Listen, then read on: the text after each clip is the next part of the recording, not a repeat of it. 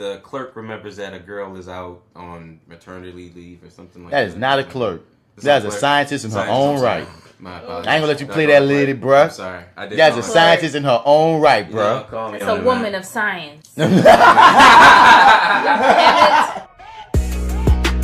pray at night for the helpless. Hoping you get us through breakfast. Wishing somebody come save us.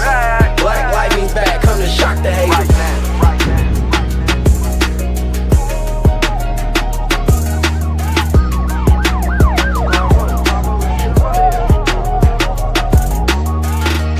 Woke up in the ghetto, we need our hero back. Guns clapping, gangs active, like where we at. Black lightning need to strike, like where we at. Show us another way besides these guns and crack. Nighttime suit up, this for payback. This our Superman, Robin, and the Bat. Step back, you might get shocked off of contact. This was for the hood, this for being black. We ain't got no hope, they killing every day. I mean, we need you in every way. We need results, we don't need to see your face. Here we come, just to say the day. Here we come, just in perfect timing. To help the needy and guide the blinded. Last night I saw a superhero, he was black. He said, this is for the street, Black Lightning's back. Fucking, so, Jessica Jones dropped. Yeah. What episode you on? I am, I think 9 right now. Where y'all at? You dusted me. Oh, really? You on like 2. Where you at? I'm on 2. Oh, wow. Really? Okay. Fair. Well, no, you're pissed. I'm on 6. I'm on 2. Really? Are you serious? You on 2? 6. Really? 2. I'm on 2. Why? What? Why? 6. I've been deceived. I'm so, 2. Played along so I'm on episode 2. We gotta finish. Well, we do. I ain't finished. I don't. There's 13 episodes. This, I don't know what to say this right now. I is concentrate. And it's so not the hilarious. first time. It's happened with Game of Thrones as well. I'm sure he finished everything and just hasn't. I have not finished Game of Thrones. He finished the entire thing. I have not finished Game of Thrones for 1.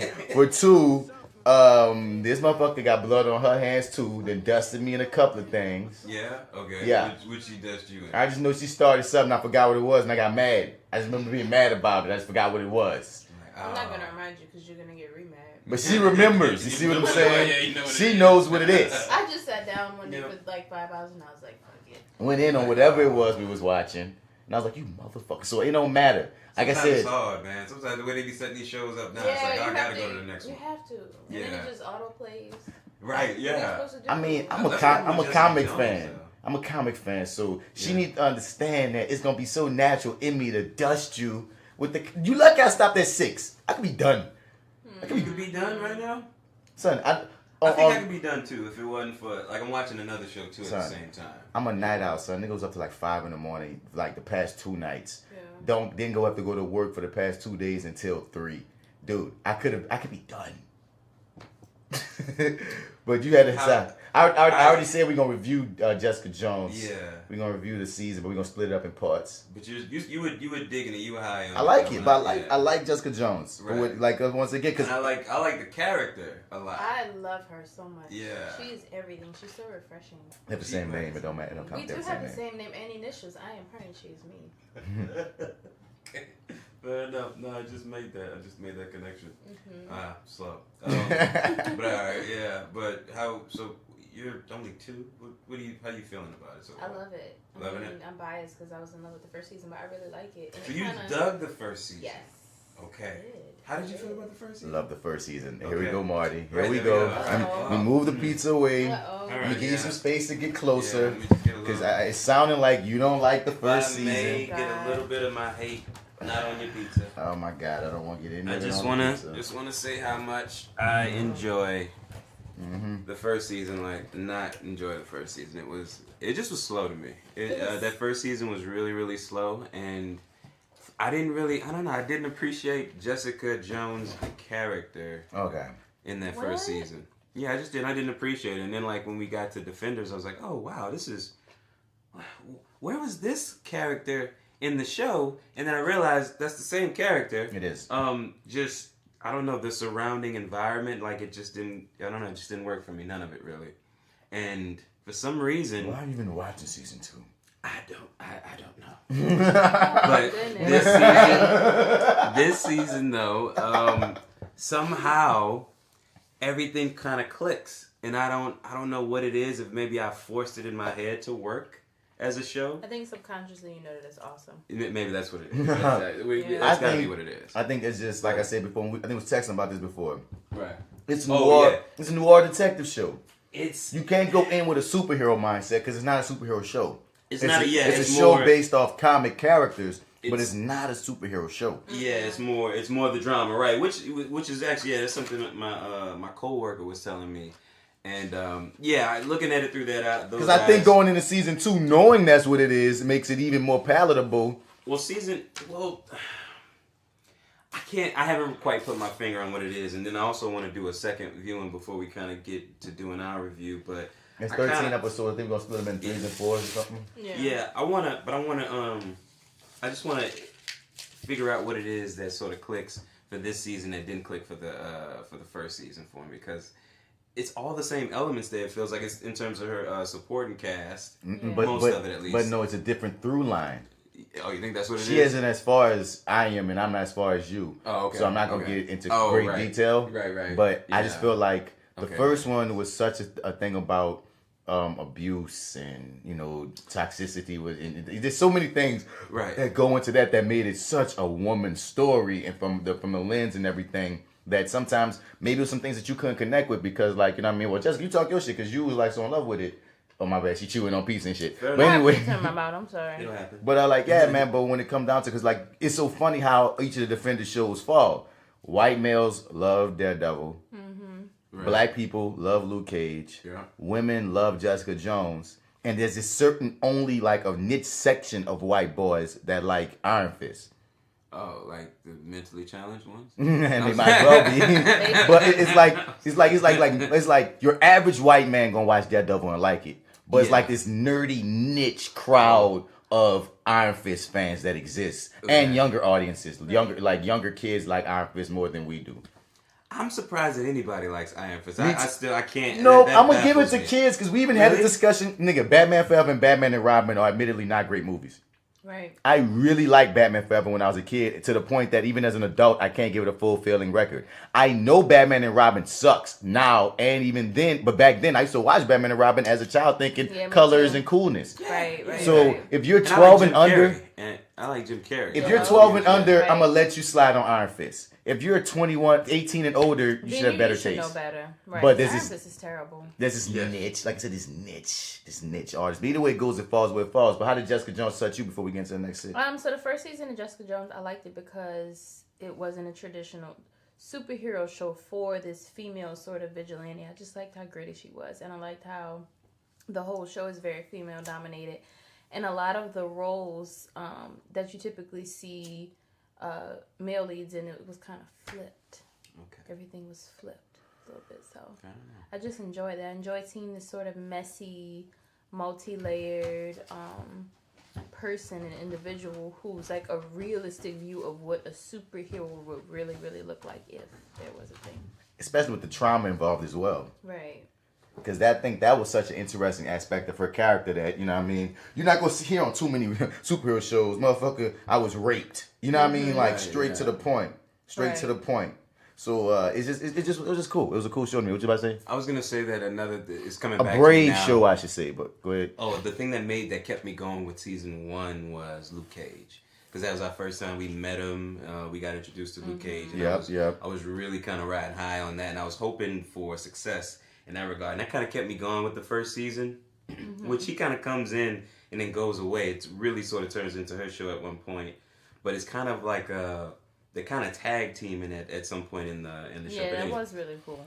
But that's what kind of kept me in the first season. And to be honest with you, when you asked why am I watching the second season, I guess half-heartedly, and I know he has his own show. You hope Luke pop up? Luke pops up, yeah. I'm kind of hoping it will be because here's also the thing you got to know is that my version of Jessica Jones isn't the version in the show. The comic version that I'm reading right now, she is she's married to Luke Cage. Yeah. And they have a daughter. That's my Jessica too. That's your Jessica too? Well, my Jessica, like, I have never read, put it like this. I retroactively read a couple of Alias comics and Throwback Jessica by herself, but I wasn't introduced to Jessica Jones as a solo act. I was introduced to Jessica Jones as Luke Cage old lady. Right, yeah. Right. And like a lot of the things I saw of her was just when she was around Luke and stuff. And what she's in terms of like that grit and that bite that she has, it's not really there. It's there in her comics. Is there in her comics? Okay, yeah. She's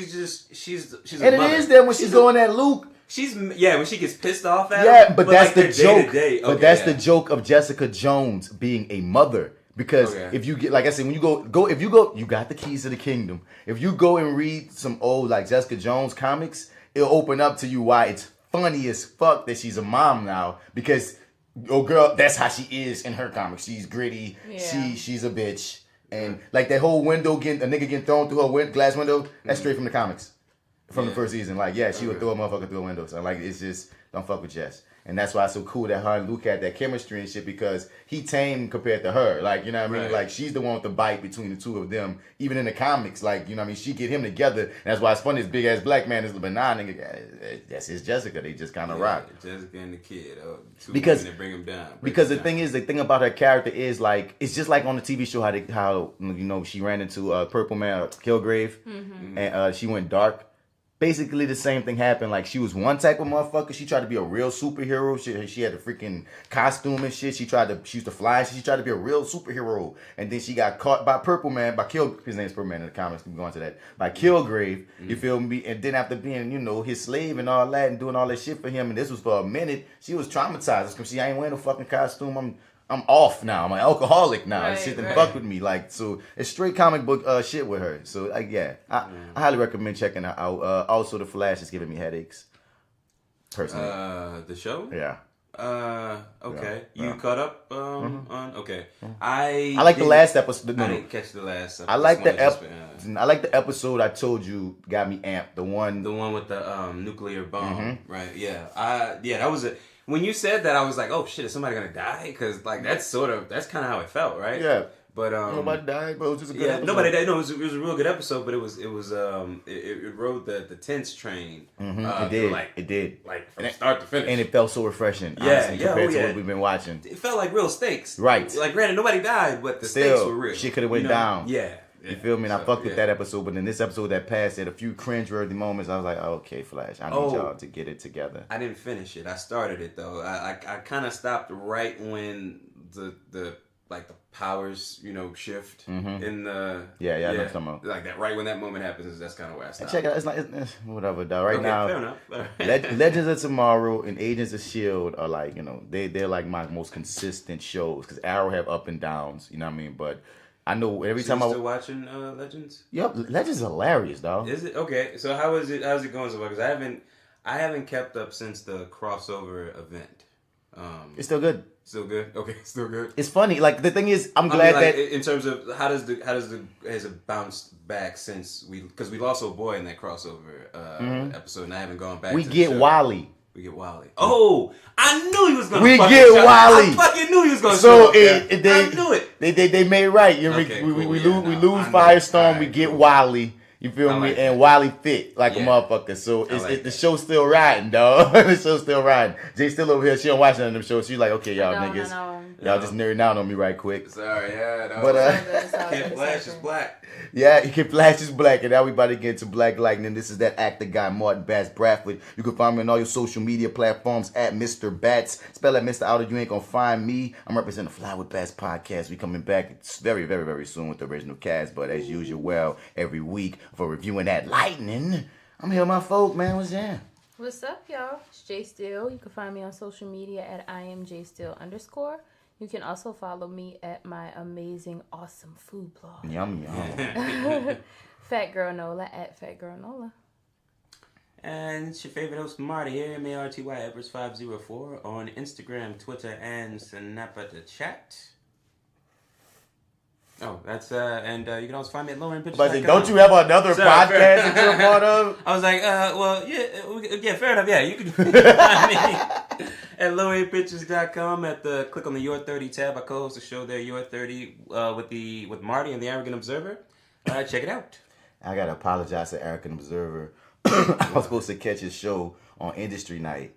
Oh, Hunchback? Yes. Okay. But like, I ain't gonna front. I was dragging my feet to see the show for 2 reasons. Me too. One, I don't like musicals.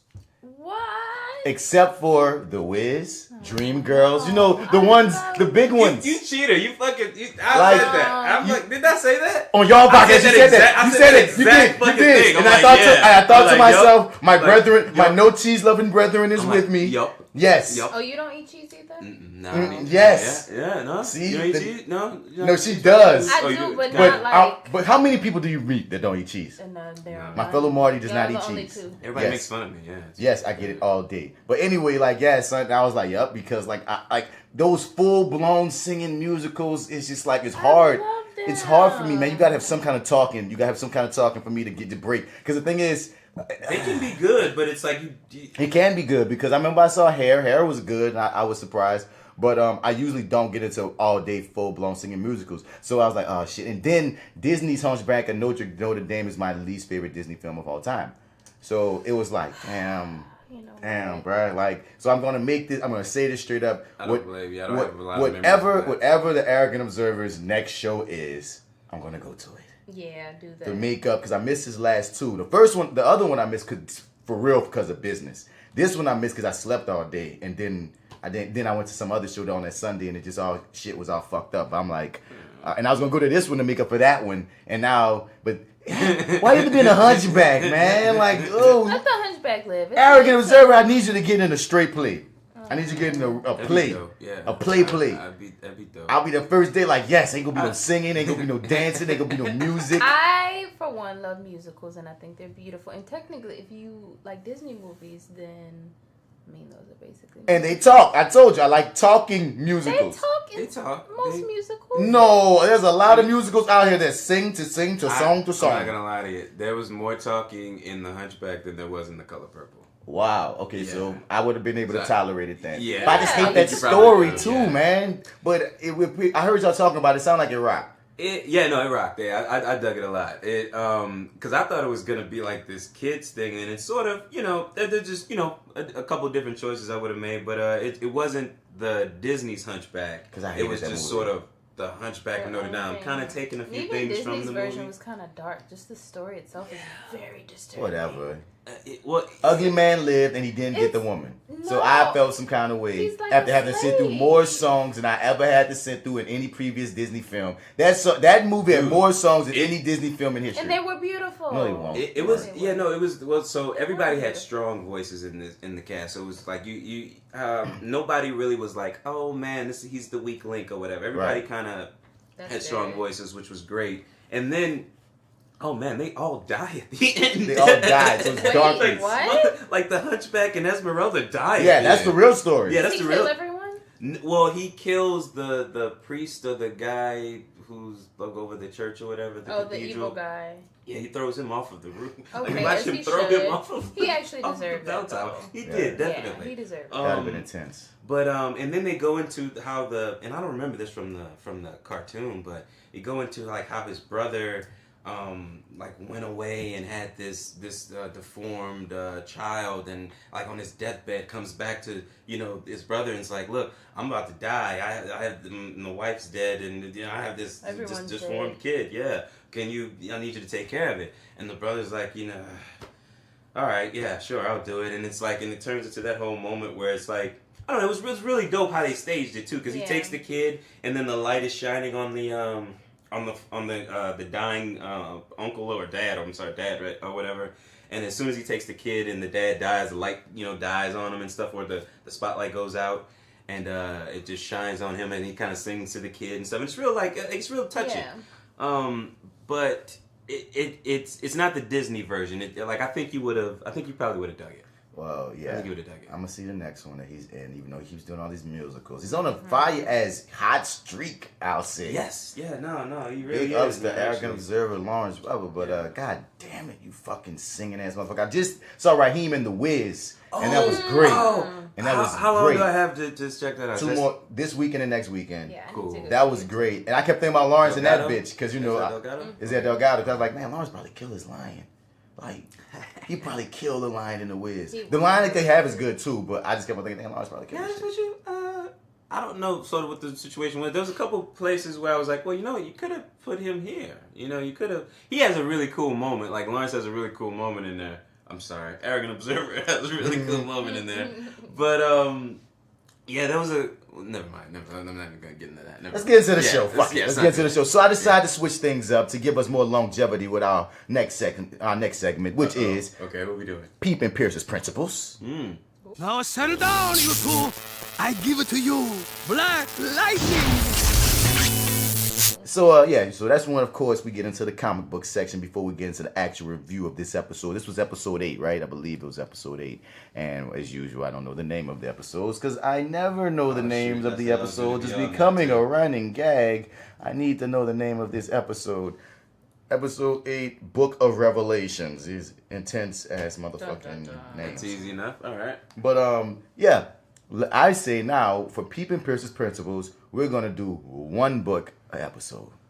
Ooh. One book episode? So one book an episode. So one person narrate what book they read, then next week somebody pick it up, next week somebody pick it up, so therefore we never really run out. At least we can make it till the end of the season. We pacing this motherfucker. Right. On top of everything else, you know what I'm saying? Like it gives the show in general more pace when it comes to knocking out Black Lightning comic books, you know, and then it's gonna make the show shorter. So it all, you know, I think it all works out. All right. So did you do your homework? I did do my homework. I did homework as well, but I'll wait till next week. Okay, cool. Yeah, no, that's cool. Let's get into Cold Dead Hands, shit, motherfucker. but no, dude, my shit, man, it gets kind of rough on my man in this one. So it went down in my shit, but it didn't down in your shit too. Well, it went down, but mine ended the what you call it. So you know, it ended good because it had to. But go ahead. I'm feeling like mine, and I think you might have said this too. I don't know. Maybe you might agree with me. I feel like mine is sort of mirroring the show a lot more. It is.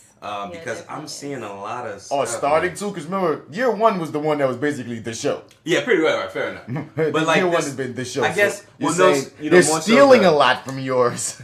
Specifically, I guess what I'm thinking about is those guns that they that they came up with to sort of frame him with. Yeah, they're stealing elements from yours while sticking to the core of mine. That's what it feels like. Mm-hmm. Right, fair enough. Yeah.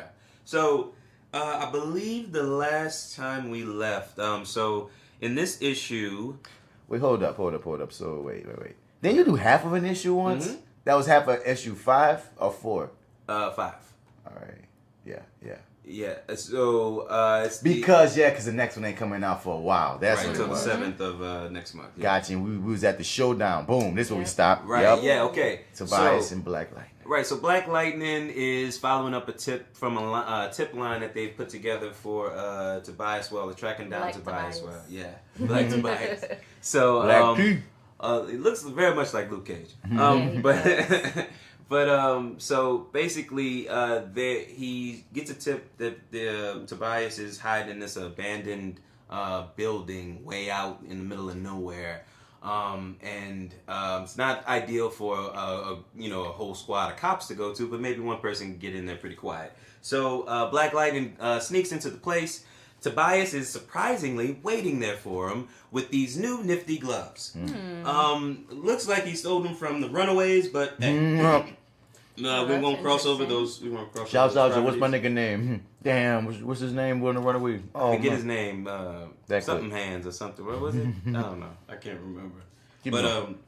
But yeah, basically. So Black Lightning, they exchange a few quips like, "Oh, really? You think it's a good idea to lock me in here?" And da da da da da. And Tobias is, I guess charging up the gloves. So right as Black Lightning is about to give his quip, he's about to shock him with a little bit of lightning.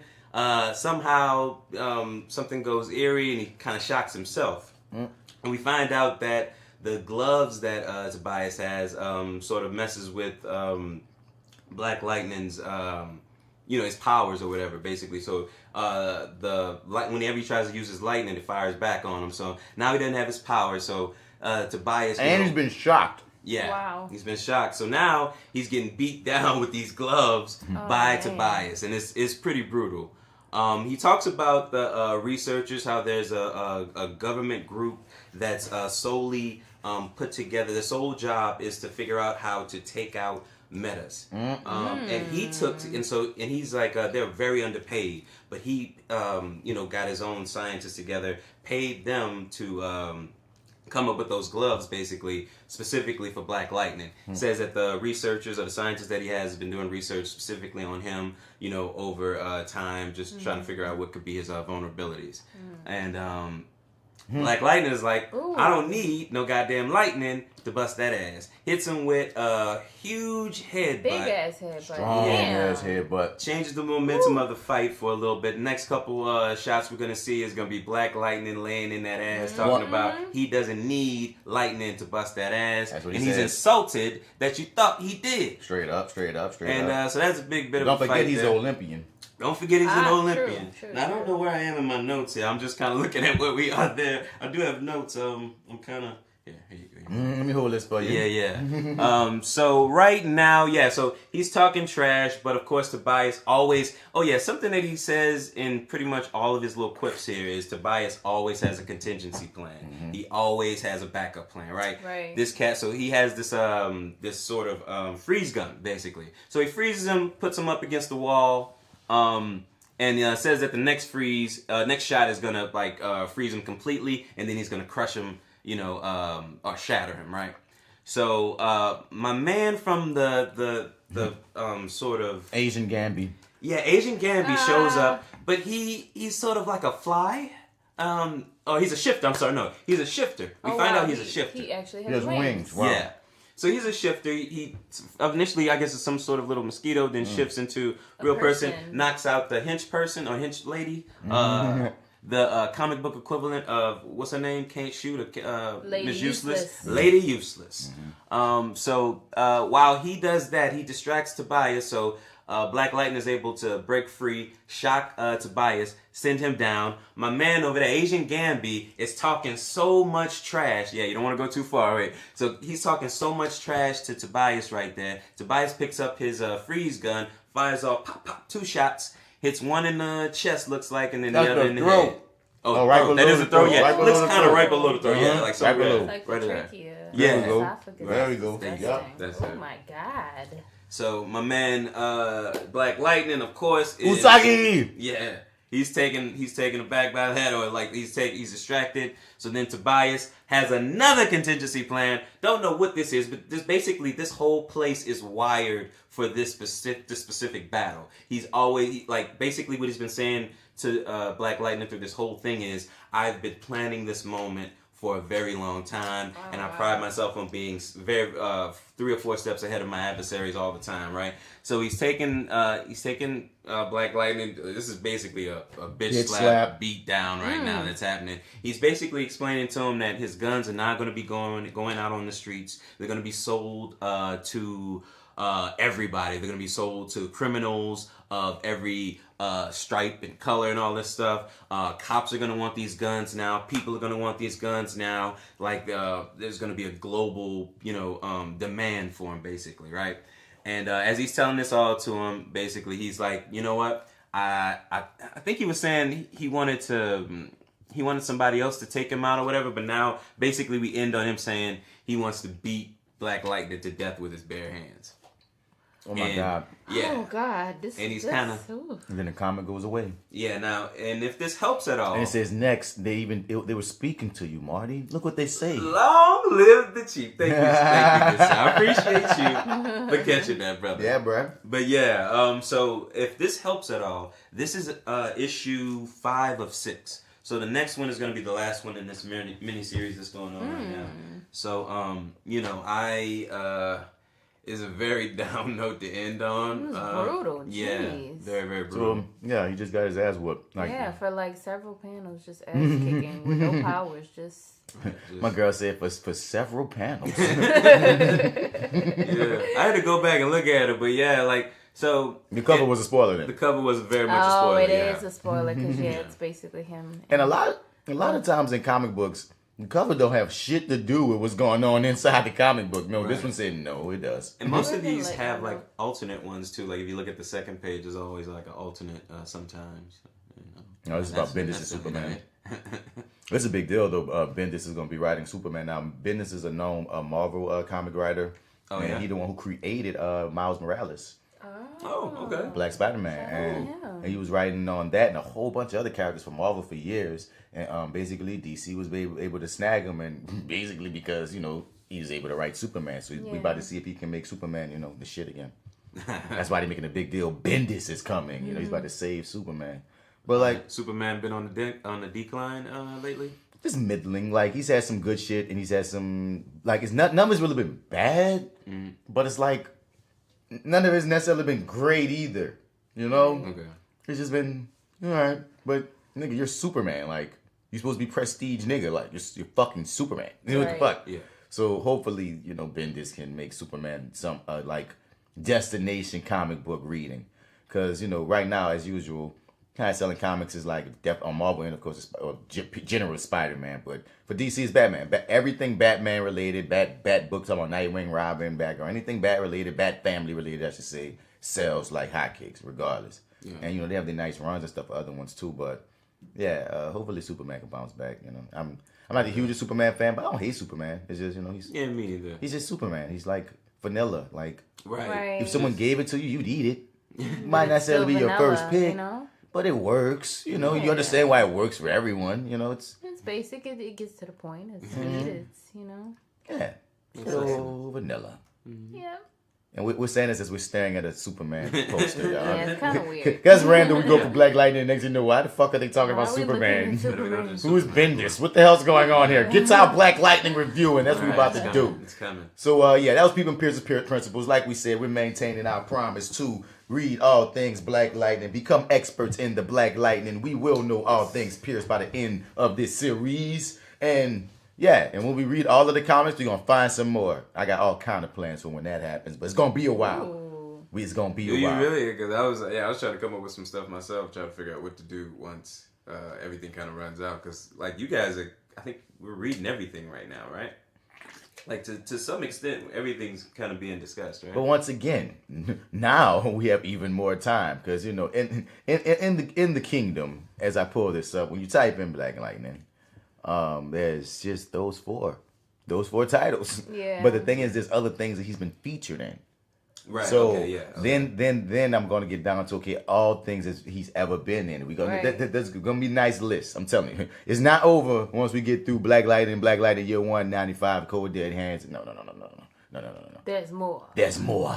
For People and Pierce's Principles, you heard me. But let's get into Black Lightning episode. Before we get into it. Oh, okay. How'd y'all feel about this episode? Oh my god. I can say that as it's playing as long as intro, by the way. I was about to say that shit was long this week, wasn't it? You hear me? So let me mute this as we always do. How's y'all feeling about this episode? I almost died. And this was my two things. Oh my god. All of this is happening and what the fuck? What in the fuck? That's my two main things. Yeah. Mine are yes, Dylon. But no. This is everything I wanted. We'll get to every moment. Right. It's filled. I also have questions. I have fun questions though, but ton of questions. Yeah. But every single moment of this, I loved it from start to finish. Just the first. I think this goes down. Mark this one as my favorite episode so far. Word. Okay. Yeah. Yep. That Mark works. this one as my favorite. That works. Okay. That's They good just praise. gave us so much that we just didn't expect. Right. So soon. Because my main thing was, as you're echoing, as you're hinting to, J.Steel, we were so wrong. We were so wrong.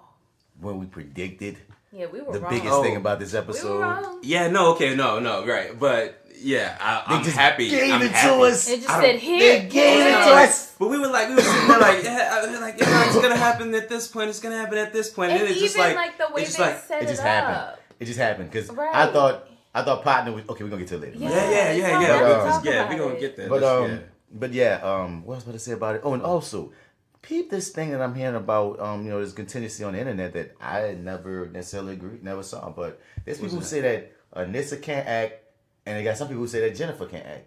And I'm like, I'm an actor. What show are y'all watching? They don't get no problems. They acting. What? How many people listen? Is this like one or two people thing. kind of saying apparently, this? it's like a thing on Twitter. It's a thing on Twitter for certain people. Not they got people that's defenders, but there's motherfuckers that. I just started following them on Twitter, so. Apparently, it's a thing on Twitter. It's not like everybody, but there's a contingency of motherfuckers who be like, "Man, this guy act." Could you see?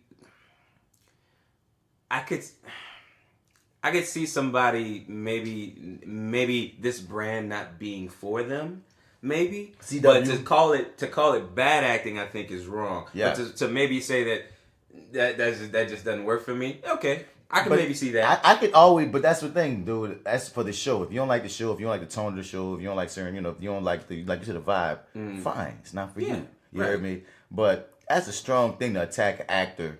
You know what I mean? To be like they can't act. You're right. You hear me? It's like, dog. That's intense. That's an over the top ass statement that you're making by somebody that, as far as I'm concerned, if I believe you when you speak and if you're honest in the moment, dog, you acting for me. Let's get it on. And I've never been taken out of any scene or story due to acting. Which is I think I cut you off. If anything, you're more immersed because they're so natural. Right. And that's how it should be. I mean, I know everybody has their opinion, but I completely disagree.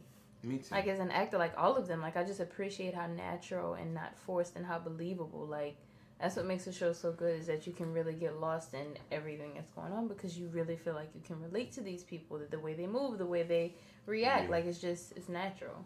Agreed. So I disagree. I don't know what they're talking about. If I may, I think and I've thought this before, I don't know if I've ever said it, but to me, the weakest link is Gambi. Yes, absolutely. Oh, yeah, I agree. okay, He's cool. very, sometimes, I think it's his character too.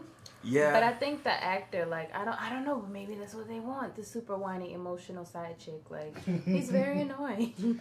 There was a moment here in this one when we get to the final scene we'll talk about, or at least we'll get there. But it's just like, I don't know, sometimes he's just there, vacant sometimes. And I'm just kind of like, well, kind of what's going on there? Like, where are you at? Like, where are you leaning right now? Something just happened. So where are you? But anyway. I'm a Gambi apologist. There, I said it. Okay. Oh, all right. Okay. All right. Well, I'm a Gambi apologist. I think he's the most interesting character on the show. Boom. Okay, his character's interesting, Boom. but his delivery is a little odd sometimes. Second that. Yes. And fuck you guys. I'm pressing. You know we're right. I've kept secrets from you. This attempt at framing it, you know what it proves? I'm getting under someone's skin. They told us you wasn't coming back, but you were dead. Dead. I like it. Now that you're back, what's your plan? He will find you. I will find you. Black Lightning. But yeah, so and start off with the greatness. I love this. I love the training sequence. This part reminded me of my comic book with the clips. And I think they did that. Have they done this before? Yeah, this has been a staple in the show with the news reports talking to the people. But now, this one in particular really stood out. It was intense, and all of them were negative. Yeah. This one felt like mine. There was that one issue where when they thought he had killed those gang members with the guns and stuff. Yeah, everybody was saying the same stuff. When we went from the bar, when we went from people's homes, we went to even the Anissa and Jennifer's house when they're sort of talking about their powers and stuff. Yeah. Like all of that stuff. They're saying pretty much the same thing about him. And there's one dude in particular said, man, I never liked him anyway. He was beating up on young black boys. Yeah. And now he beating up on now he killing black women. I was like, oh shit. Oh, you hitting all them little hot buttons in this legend. Right. But like, did y'all see? Like, I saw his perspective though.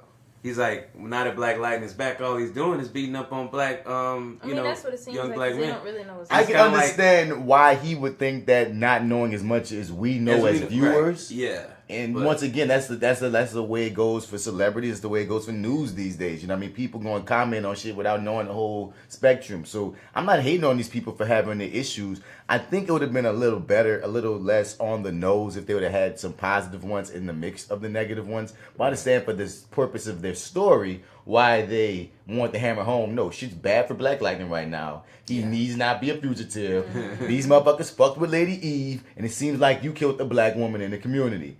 And that's that they nigga ain't right with that regardless. Right. But it's just like, dog, they judging you first. He just was like slurping the Black Lightning pole, the boat, The boat like was going. they was just throwing you a welcome back party. Right. And now they're saying, get the fuck back where you Lady came Eve from. had that clout, you hear me? Yeah. Apparently, dog. But I just wish it wasn't as on the news. They could have thrown like 1 or 2 people at least being like, well, maybe we need more information. Like, because it was everybody like, fuck them, fuck them, fuck them, fuck them, fuck them, fuck them, fuck them. Yeah, that's right. There wasn't one positive one there. Fuck them, fuck them, fuck them, fuck them, fuck them, fuck them, fuck them, fuck them, fuck them, fuck them, fuck them, fuck them. It was like, goddamn, all right. He ain't never done nothing for y'all. Remix. You hear me? Yeah. But like you said, I love that the training sequence is juxtaposed between all this because and it's cool that they have these holograms and such. And Anissa punched a woman a second ago, and it made me laugh. A hologram woman. The woman was freaking just pushing her baby in the stroller. Boom, she got punched in the face. She sure did, right?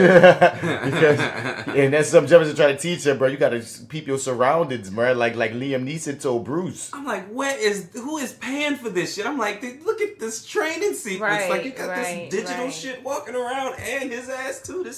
That's why I'm a Gambi apologist. He just some Batman shit disappeared on that shit. But that's why I'm a Gambi apologist, dog, because I'm like, dog, this is all Gambi. This is all Gambi right here. You feel me? The way that he has all this shit. Nobody ever questioned Gambi. Like, how the fuck do you have all this shit? Right. The only way you can have all this shit is if you part of some spy organization. Secret, partially evil organization. Yeah. Yeah. When they it'll be evil. Yeah, it's always a little bit. Yeah. Just a little bit. I mean, government organizations tend to be evil, but I'm just saying, like, you know what I mean? He obviously went rogue with all the technology, it seems. Yeah. And, you know, I think Gambi always will have me at the very bottom line of no matter how creepy or sneaky he can ever be, dog, he love him some Jefferson Pierce. Yeah, he does, but he still ain't shit. So we get to this moment where she attacks the KKK loving member, nigga, with the Confederate shirt. Mm-hmm. And, I love this teachable moment we have here. Yeah, it was a nice teachable moment. But it's like it's interesting because it's and it's like, interesting thing being a superhero. You gotta be better. Like, you can't be reactive. Mm-hmm.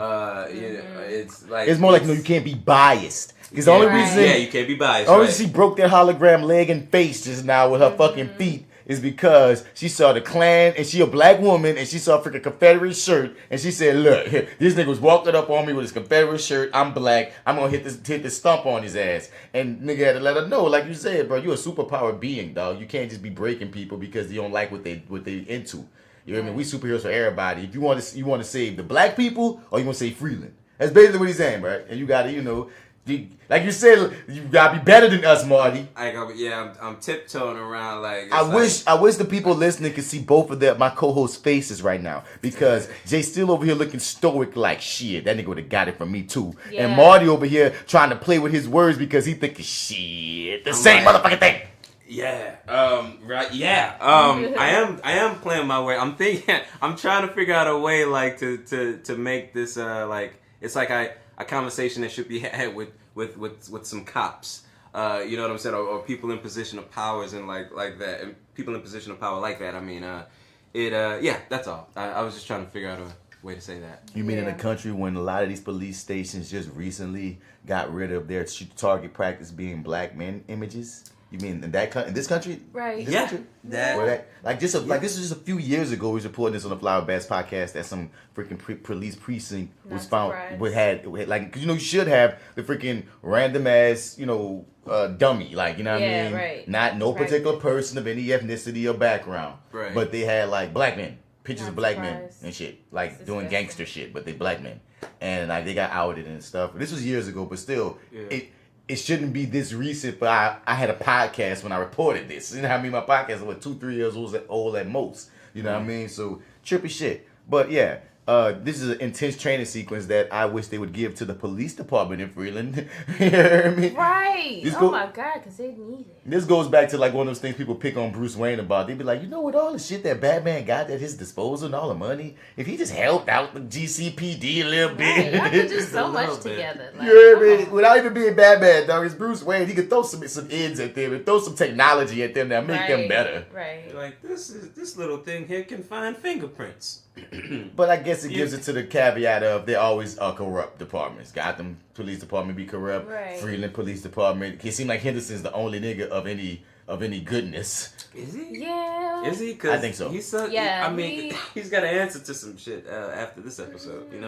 Yeah. But like I'm sure there's an explanation to anything. Kind of yeah. We gonna get to it. We gonna get to it. But Henderson is. I feel like Henderson is a good person. And I think they sell us that he's a good person by making his daughter a constant character in this situation. And he seems like the moral compass. The only straight person. And spoiler alert, in my comic book, that's what he is too. Y'all called it. He's fucking Jim Gordon.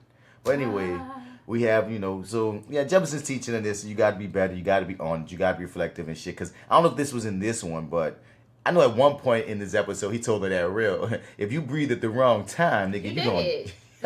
That's later on. Yeah, you breathe at the wrong time, you dead. And that's why I love the fact that she has that weakness of you got to breathe for your powers to work. You hear me? Some people might not like that shit, but I like it because I think every superpower being should have some kind of weakness. That's what makes most characters infinitely more interesting than the Superman, because you can act. There's stakes, like you always say, Marty. There's stakes. Without stakes, there's no drama. So, and I love that Jefferson is like teaching his daughter, man. Definitely. So, what am I about to get to? Oh, I guess I'm stalling because we're going into the next part of the scene. And this is when Lala returns to his club, his Cottonmouth Club. Mm-hmm. Right, yeah, I was like, oh, okay, Definitely cool. You got a nice little track going. I'm like, all right, I was kind of digging the track until your boy walked in. It's so funny because when this scene first came on, y'all, I had a moment where I was like, is that Khalil? Oh, Khalil up here rapping and spitting. I'm evil now, motherfuckers. I'm rapping and shit, and I can walk. Like, for a moment, I was like, oh God. And then clapping and that's that nigga song, huh? I'm evil now, motherfuckers. Damn. I'm evil. Let me swing my locks. Right. Oh.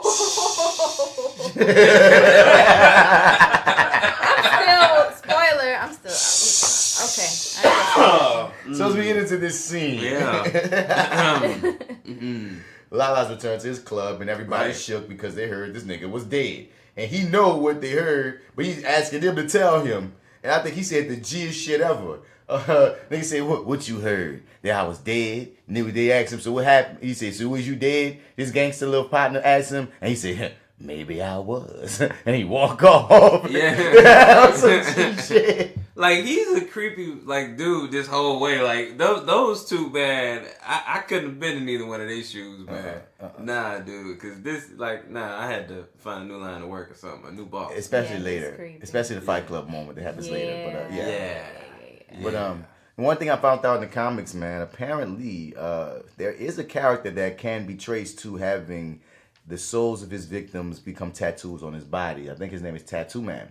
That's creative. Right, creative enough. Tattoo Man. In Black Lightning lore? In DC Comics lore. DC Comics, okay, gotcha. So they can be possibly throwing that character on top of Lala. Right. Just based off what we've seen so far. It's not like he has love. I didn't get deep into him, so maybe he's banging the ghost of one. I don't know. But the thing is, that the whole tattoo on the body from the soul shit, that's a thing. It's a character, so they pull it from somewhere. I feel like, too, I noticed a couple of things. Well, that's later on. We'll talk about it. Don't forget. I noticed something about that makes me kind of think I know what's going on or who that person really is. Just some of the mannerisms and articulations, I'm like... Let's see. I think I know where you're going with this. Yeah. All right, so now we with Gambi meeting with his shady ass former boss, quote unquote former boss, Bunny Ears former boss from ASA. We find out a little bit more information about what the fuck Gambi's been into. So apparently he's part of this little organization that have been testing doing tests on the people of Freeland. Oh God, this part was crazy. Yeah, they were doing tests on the people of Freeland, and basically.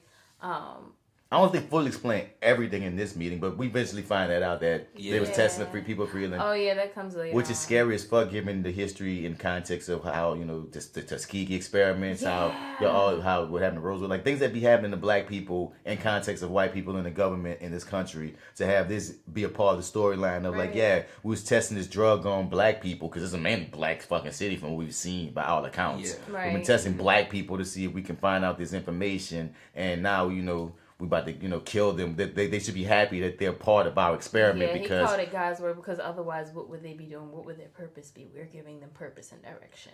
This shit was so racist. This was straight racism without saying fuck the niggers, but you were saying fuck the niggers. It's like his excuse or reasoning was the same reasoning used for slavery. And this actor never plays a good guy. You can see because he has such a fucking ass face. He does have an ass face. He has an ass face. We're gonna call him that from now. It's ass face. A very angry ass. So Mr. Ass Face. Yeah, Mr. Ass Face from Scandal. Because that's the only. He was in Scandal. I think I saw him in Agents of S.H.I.E.L.D. before as a fucking ass. Okay. He's always an ass he makes face. his rounds. But that's the main thing I know him from. But he's pretty much in everything. And he lets. What, you about to say something? Oh no! I didn't have anything. Well, he lets Gambi know like we're gonna kill Black Lightning. And Gambi, I will say this, he's a nagging son of a bitch. He says about 3-4 times in conversation, but no, we have to fuck with Black Lightning. And nigga keeps saying, nah, we gotta kill Black Lightning. Kill him. Because this is no, but why Black Lightning, nigga? We gonna kill this nigga. He getting in our mic. But why Black Lightning? Say, bruh, why you keep asking me about motherfucking Black Lightning? I'm gonna kill this nigga. You ask me one more time, we gonna kill you. Right. We get to see that though Gambi's playing like both sides of the fence here. But it's all to protect the Pierce family though. It's all and himself. But the Pierce family, for the most part. Right.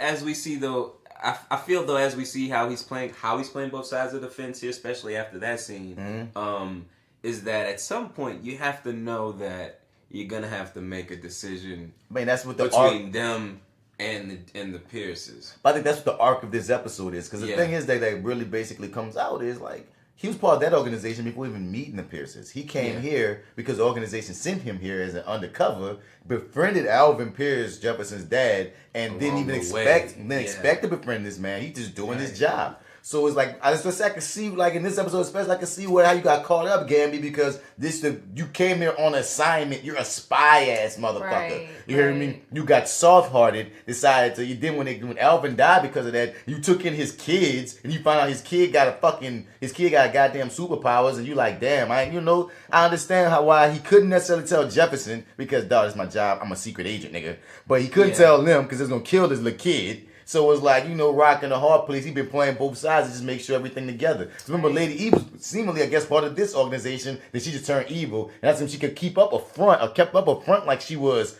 positive, helping the community, when really on the back end, she was Lady motherfucking Eve. Right. Yeah. You hear me? So like a lot of things make good sense in this episode. I'm glad and even for me, explain what I said they better explain. When he took that picture of Anissa before he knew it was Anissa and he ain't tell Jefferson. Now it makes sense because the organization he was a part of made sure they paid attention to superpowered beings. So if he ain't know this was Anissa, of course he would want to keep tabs on a superpowered being in Freeland on his own because it might even be somebody he could feed to them to keep them away from Jefferson. So, and of course he didn't do nothing with it because we see it's Anissa, but now it makes sense why he gave a fuck. Good writing, y'all. I almost called y'all on that shit. And y'all, I see y'all. I see y'all Black Lightning writing the team. They called up. So basically, Ass Face tells Gambi, we're gonna kill Black Lightning.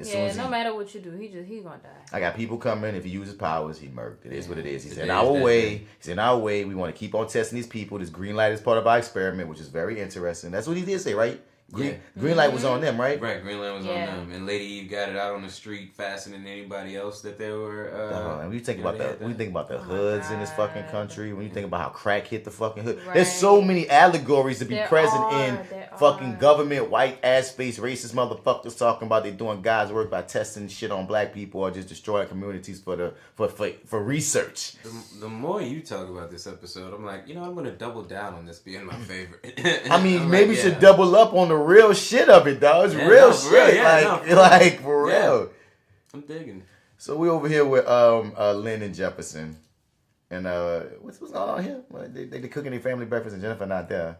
Yeah, they're asking. What are they talking about? Oh, she's asking about how's the training going. Is it okay for me to? Is it okay for my mom to? This is when we get annoying ass Lynn for me. What? Yeah, she annoyed me in this one. What? Right here? Yeah. Wait. I'm trying to remember what happened right now. I'm usually a Lynn defender. Yeah. Are you serious? Wait, you remember what happened here? Right? Like she didn't really. How did she annoy you? Yeah. I just got tired of seeing her face look like this because it always looks like that this. worried face. Yeah. The worried face. Okay, fair enough. She always has that same face. And the thing is, if anyone listens to every other episode, is I am a Lynn defender. I love Lynn. I even understand where she's coming from. As a mother, you want to know what's going on with your daughter, but she's just annoying me. I'm like, God damn, Lynn, smile, please smile. Every time I look at you, like for the past 3 episodes, we've seen. Oh my God, my dildo got caught in my ass, and now I got my daughter running in. Oh my God, she has that worry face. The words that are coming out of your mouth right now. I'm sorry. Really? No. It was just. Give me that, man. You can have it. Her face was annoying me. It was just getting my fucking nerves. No, I know where she was coming from. Okay, Mother Jessica, talk Talk to us. Are you serious? I don't have a problem with her face. You have to understand, she got a lot of shit going on. You do realize, like, it's both of them out there now, right? It's Right. double the worry. Yeah. So, and then she knows what she knows with her own situation, so it's like, well, she don't know nothing about Gambi yet, but yeah. You don't give her, like, no leeway? No, I give her all the leeway. I understand everywhere she's coming from. Okay. But it just annoyed me to watch it the first time. As soon as we get... There we go. Smile for me, baby. She started smiling. There we go. But when this scene started with Lynn having that fucking worried-ass, annoyed-ass face, and she's like, you better be careful. Husband daughter do it. You guys go to That's what she's supposed to do. She's the voice of reason. I know. I say that every other episode. I get it. I understand it. I agree with it. It makes sense. It's right. But guess what? I didn't, at this point of the episode, I wasn't ready to see Lynn face. Because later in this episode, Anissa makes Lynn face. I was like, oh my God, does. you have such a Lynn face that even other characters can mimic a Lynn face. Yeah. Mm-hmm. We can call it a face now. Oh, they also mentioned that until she comes up with after school activity, since remember she's with the track team, Jennifer, she has to help clean up at Lynn's lab. She gets an internship in her lab. Right. Which is cool. Yeah, because we get to see more interaction with them. Oh, right. And that's my main thing from last episode. I kept saying that we see a lot of Lynn and Anissa, Jefferson and Anissa, Jefferson and Jennifer, but we don't see much of Anissa and Lynn and Jennifer. Yeah, Jennifer and Lynn. Right. And I want to see that dynamic because we see all the other dynamics a lot. Like, you feel me? So, and the only time we ever saw them interact, Jefferson was there. Not them two one-on-one in the manner that we see all these one-on-one encounters with all the rest of the family. Yeah. So I was happy that as soon as Lynn said that out of her mouth, I was like, God damn it, these writers. Every time I have a problem, they squash it some kind of way. And they know, they see it too. You feel me? Mm-hmm. And and I hate to be the woman of the situation, appreciate her braids, but her braids are dope. They are beautiful. I thought I was the only one. Honestly, I don't hate to be the woman of the situation. I think that's a very powerful thing. So dope. Yeah, because that's the great thing about blackness on this show. Girls don't be keeping the same hairstyle a lot of time like that. Switch it up every couple of weeks. Especially a young girl like that. Yeah, right. Yeah. Feel me? And one thing Jennifer's showing is she has detective skills. I'm not dumb. What's up with Pops and motherfucking Anissa? Right. They acting weird. They was beefing, then they wasn't beefing, and they think I'm stupid. I'm peeping some tension. Was yam. And Lynn just kind of plays it off too, like, She plays it off until real worry happens that her file's missing on that motherfucking. We find out later that it's about that powdery shit that Anissa found from Alvin. Is that what kids? So also too, she says. They're 98 to 2. 98-2, yeah. I never heard 98-2. Like, is that what the kids are saying now? Like, I got into that old place now. Right, I don't know either. I'm not sure either. Yeah, it's okay, that's she said they was having problems before, but now they 98-2. Yeah. And when she said, I was like, oh, they're 100, they're whole. I get it. Okay. I'm like, yeah, right. Bars. I was like, I dug that. Like, Jenny Bars, I see you. But once again, that's one that they're saying that. Okay, kids. Okay, smart kids out there in the suburbs because she's black suburbanite, so maybe it's a different lingo happening. Right. Yeah, maybe so. Or maybe we're just old. We could be old. That's what I'm feeling like. I'm feeling that way. I like how she played her mama because she saw her mom was distracted, so she was like, I'm about to go. She took advantage of it. I'm going to hang up these posters with little Secret Henderson. Yeah, what's her name again? Jenna? No, who knows? She said it too this time. Was it... Jamie, she'll say Erica? when we get to that scene. I don't remember. We're not gonna hear her. We're watching on mute. Oh right. Maybe we see her face. It'll come back to us. I'm not gonna remember it, but we're just saying J.Steel. Oh no, I was just saying she takes advantage of her mother being worried because all of the things from Pierce's dad are now gone and stolen. So she's basically like, oh, I'm gonna go hang up posters, and it's gonna be really late. It's totally teenager thing to do. Oh yeah, it totally is. Oh, mom's distracted and she can always come back and say, okay, word. Oh, I'm about to go out. I told you I was coming back late, Mom. You said it was okay. You hear me? So now we got Anissa and Jefferson going out on patrol on their own, no mask. You feel me? And I'm so appreciate Jefferson is rocking a Black Panthers, a Black Panther sweatshirt. Like the actual Black Panther. You hear me? The actual, we created freaking breakfast and shit. You hear me? That all the community service, because a lot of y'all white motherfuckers be thinking the Black Panthers was just like the KKK. No, they were not. They helped the community out. And I'm glad he got this free food program. But like, I see you freaking wardrobe.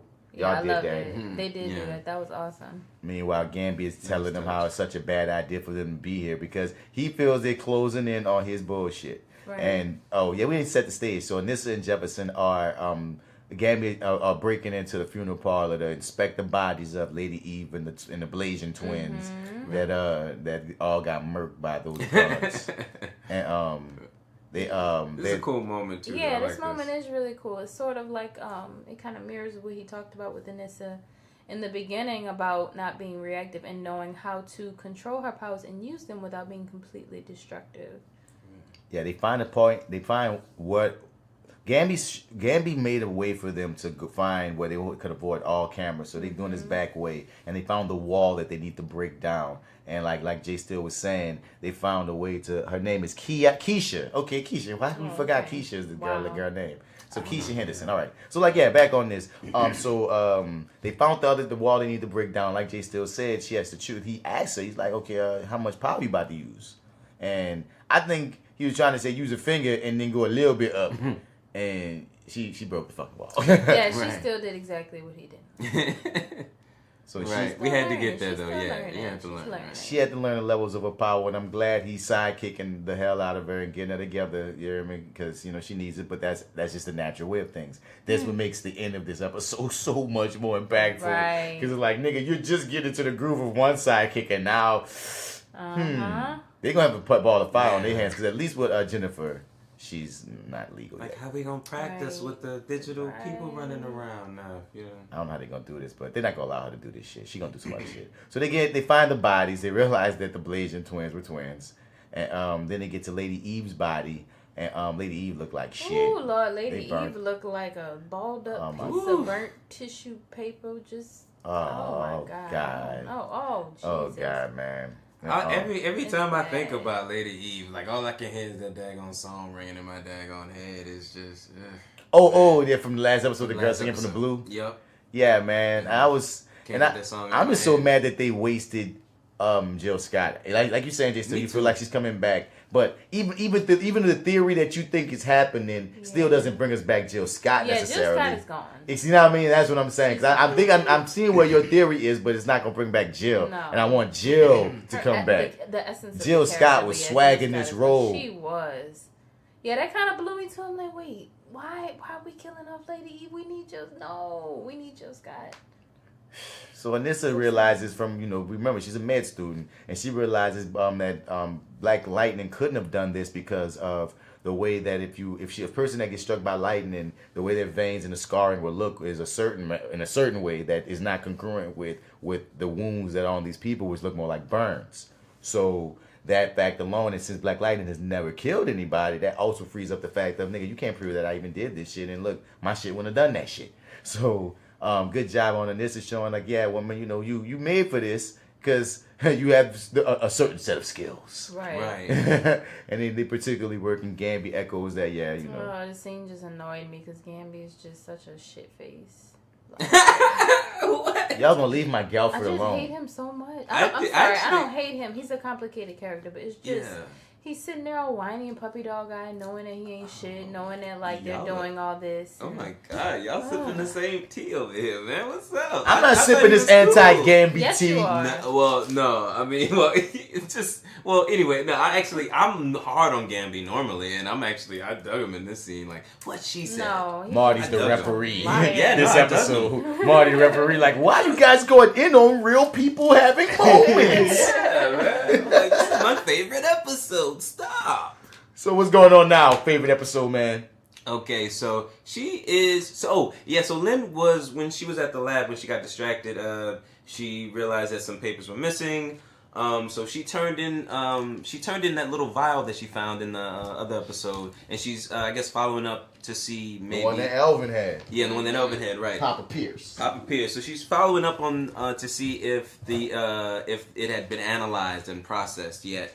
And basically, she finds out in this scene when she goes to the lab that they were broken into, and her samples, her samples were stolen. And also the record of them that would have been logged in the computer is corrupted, conveniently corrupted. Mm-hmm. But then there was a to be filed folder or section or something like that where she was able to maybe pull it out, and then I think that's where we kind of find out the information. But I forget how she. The clerk remembers that a girl is out on maternity leave or something like that. That is not a clerk. That's a scientist in her own right. My apologies. I ain't gonna let you play that lady, bruh. I'm sorry. I did. That's a scientist in her own right, bruh. That's a woman of science. Nah, call me on it. Yeah. Yeah, but like, yeah, and once again, I'm loving the fact that Lynn has her own storyline and shit that she deals with. She needed it because she just was kind of stagnant. Oh, I don't think she was stagnant yet, but she was on the verge of being. Right, she was right on the. Because I feel like every time that they get close to making her stagnant, they give her something to do. Yeah. I say that every time you be like, "What's about to happen?" Because even in previous episodes, we're like, "What's gonna happen with Lynn next?" Then something happens. You're like, "Okay, that's what they do." Now I feel like she's fully coming into her purpose, and it works so well. Begrudgingly so. And what about you? That was all I said about that. Yeah.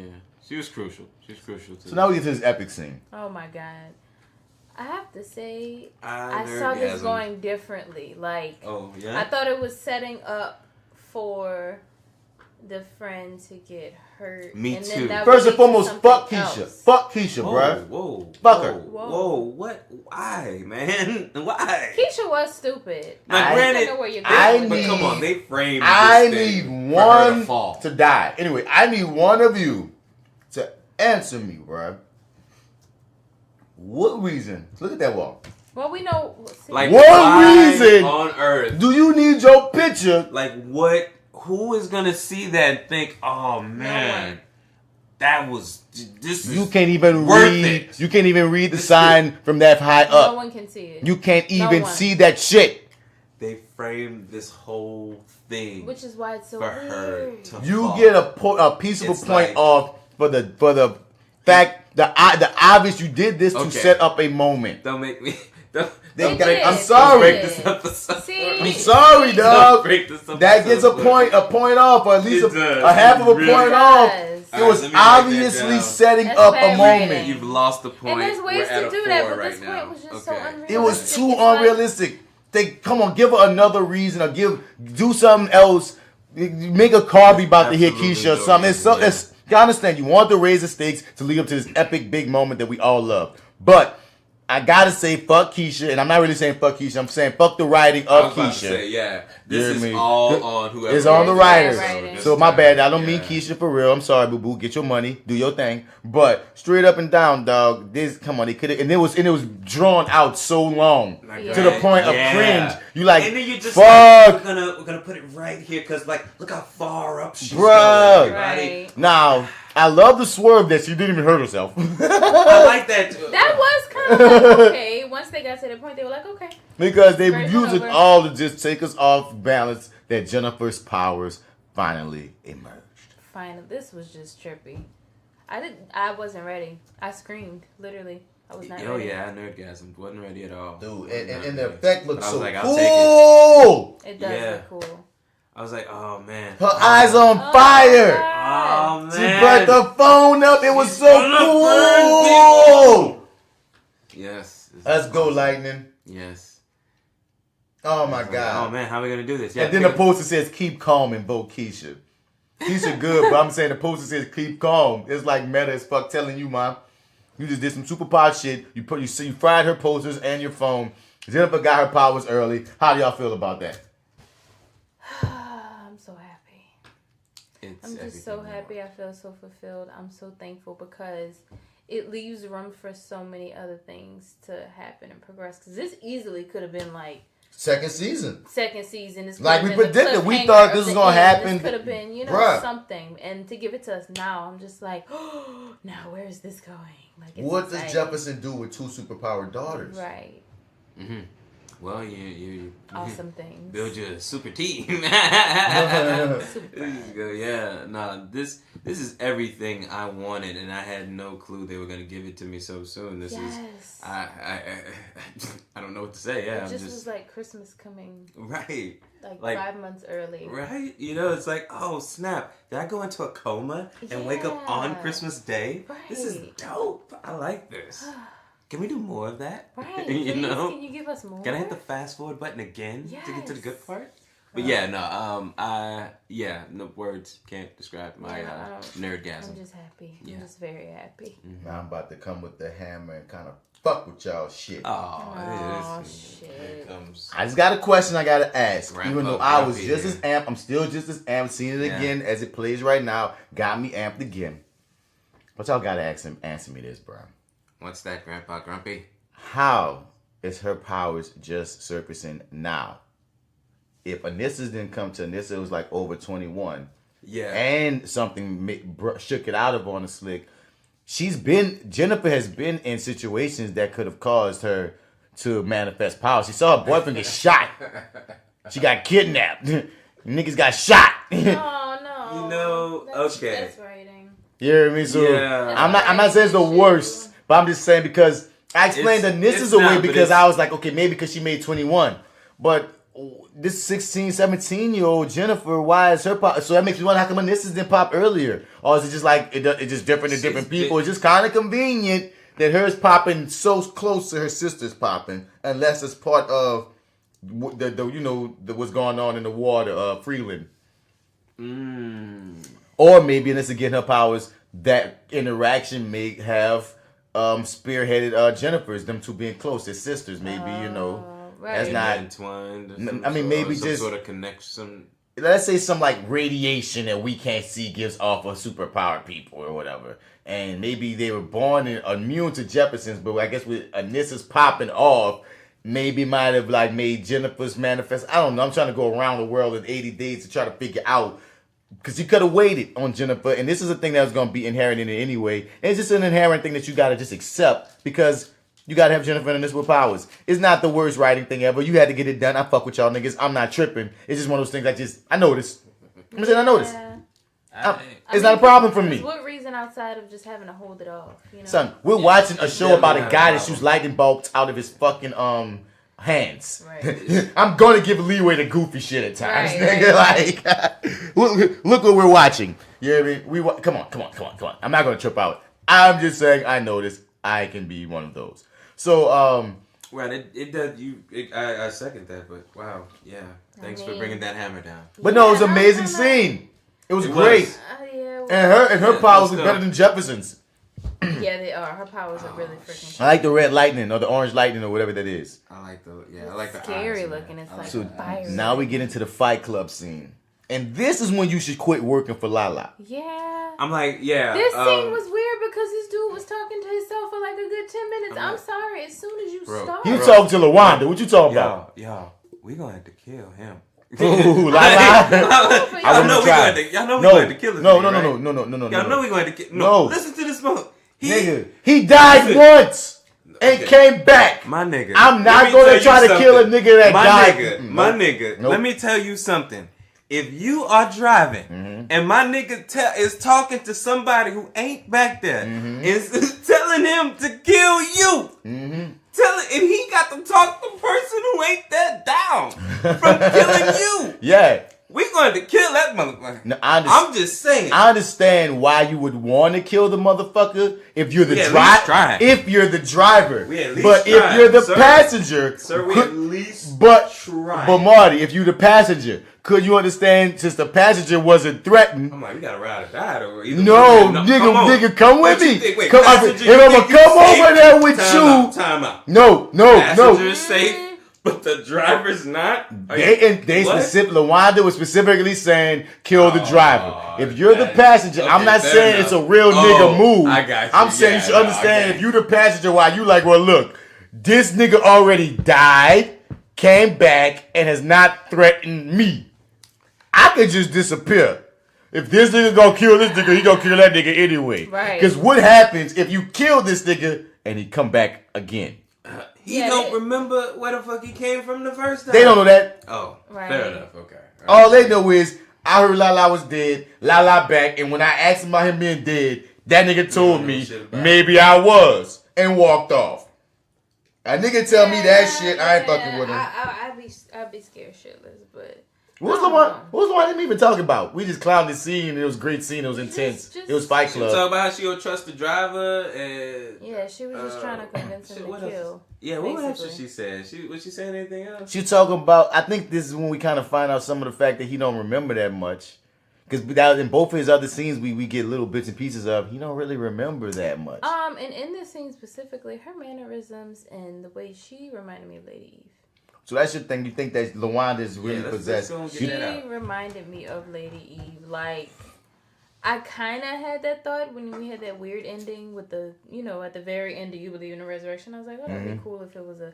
But now, I could be wrong, but I kind of feel like her mannerisms and just the things she's saying, I'm like, this character feels like Lady Eve. Like, so you feel like part of Lady Eve's contingency is that she's this spirit that's guiding Lala to come back and exact revenge on motherfuckers. And if anybody could do that, I believe she could. And she's taking the form of LaWanda, at least in the eyes of Lala, because that's the last person he killed. Yes. Not a bad theory. I wholeheartedly kind of believe it, because... Not a bad theory. I'm not 100% on it yet, but it's one of those things where if it happened, I wouldn't be like, oh, that's so surprising. It'd be great. It's not bad writing. I'm just saying what you're saying is plausible for what I've seen in this show. Right. Yeah. I don't think I'm on board with it, but it's plausible. Oh, I have another little, like... Shoot that shit. ...thing about this show, or like little secret or little quip. Ooh. So wait, do you have a spoiler or a secret? I like them all. Please. It's a generic, just kind of theme spoiler that. No, I'm asking you spoiler as in. Remember last time you talked to somebody on set. And you came that's with what this is again. So it's something else that. It's just a quote that was told to all of the actors on the show by the director. Okay. And by the creators. Now, okay, I don't know if this counts as a spoiler, but if you heard what we just said. No, it's just helpful. Okay, just talk your shit then. This ain't no spoiler. Basically, they were just told, when you die on the show, die well, because as being a character on the show, you should always believe in resurrection. If you die on the show. No matter what. I know it! That was the only other little, piece I got. Well. Which is important. I would love for Lady Eve to come back, but CW Thug can say that. Will, that was his name. Lil Will, Lil Nephew Will can say that. Say that.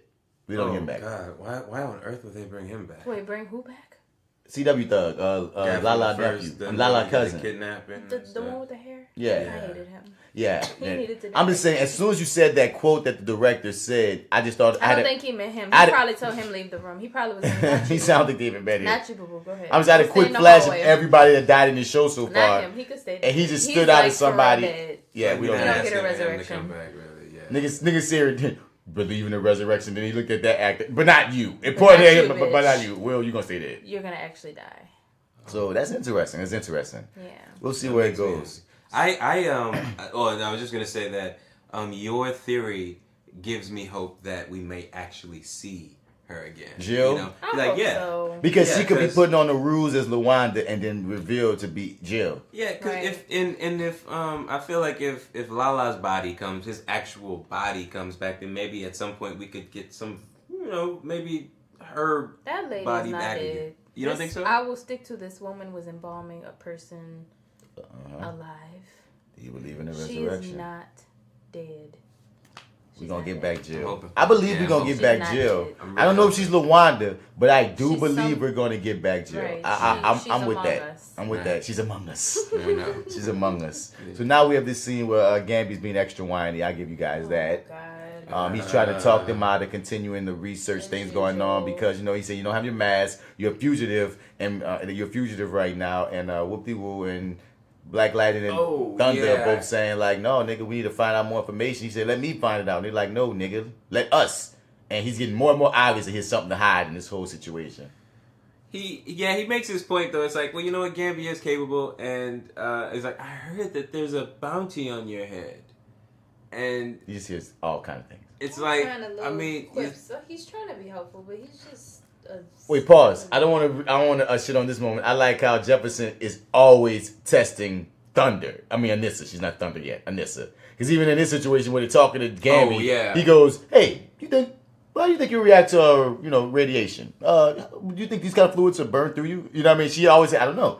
You don't have you're a silly who doesn't know a lot. He hit her with it. I was saying. Right. Like, boom. And that made her like he's constantly keeping on her shit. I'm glad. Train up your daughter right. Make her call herself on her own shit. Straight up. But yeah, always a teachable moment. And then he was like, "What are you waiting on?" I'm waiting on you. Oh yeah, Gambi had a little buck moment. They really felt like a family in this scene. The three of them, like that was one time where it felt like Gambi was Uncle Gambi. It was like this is an Uncle Gambi scene. Yeah, it was real. Yeah, well, they haven't gotten to that point yet, but yeah, I like this. I like this teaming. I like this teaming a lot. And they're working as a family. But then well, we haven't gotten to that point yet. But he turns into the whiniest of side pieces and storms out. Yeah, because he doesn't get his way. Well, basically, is a bitch moment. Yeah, he really, really does. Yeah, okay, here it is.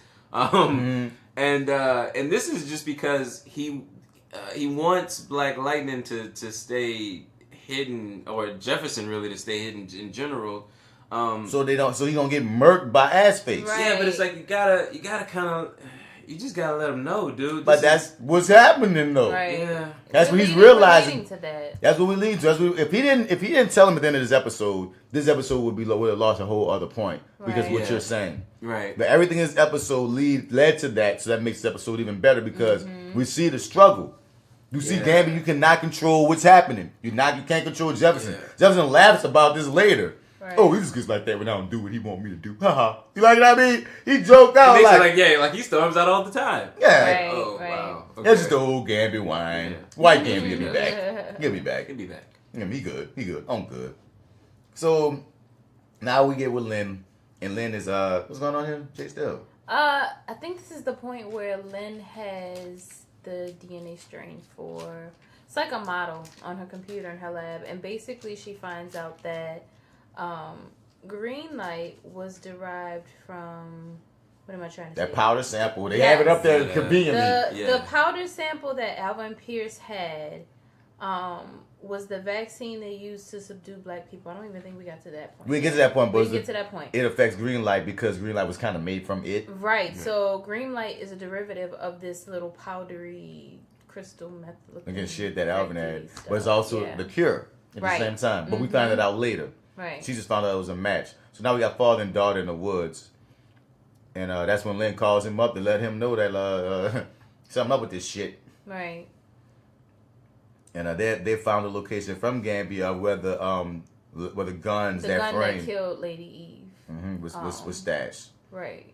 Which was weird because I'm like, wait, you just killed Lady Eve, she's like a high profile figure. You set somebody up to and you dump it like, that was too easy. Nah, nigga. They saying, he explained it later. The killer got killed to cover up even more, all the situation. So they killed they killed the motherfucker that killed Lady Eve and then dumped his body and the gun under that shit, for nobody to find them. Or even, some people do that because they plan on coming back to do a even better burial. I feel like you're lending them a little bit more credibility than they deserve. Yeah. Like what? That didn't work for me. I'm saying this. Well, if somebody finds the body even and the gun, how does it even lead back to whoever hired them? So I feel I don't know because if you I get closing off your loose end, burying that guy. But then leaving this nuclear weapon for somebody to to just randomly stumble upon, and then we see what happens when that does happen. When somebody that's why they purposefully goes there. Yeah, But that's the point because therefore, anybody who has knowledge to find this dies and eliminate the evidence of the body. If you turn on this gun, everything around it is destroyed. But now you've drawn attention. Now people are gonna wonder what attention to what though. They can wonder all the fuck they want if there's no evidence of anything ever being there, just splat and fire. Okay. You know what I mean? You don't have nothing. Fair enough, yeah. Yeah, okay. I'll give him that. All right.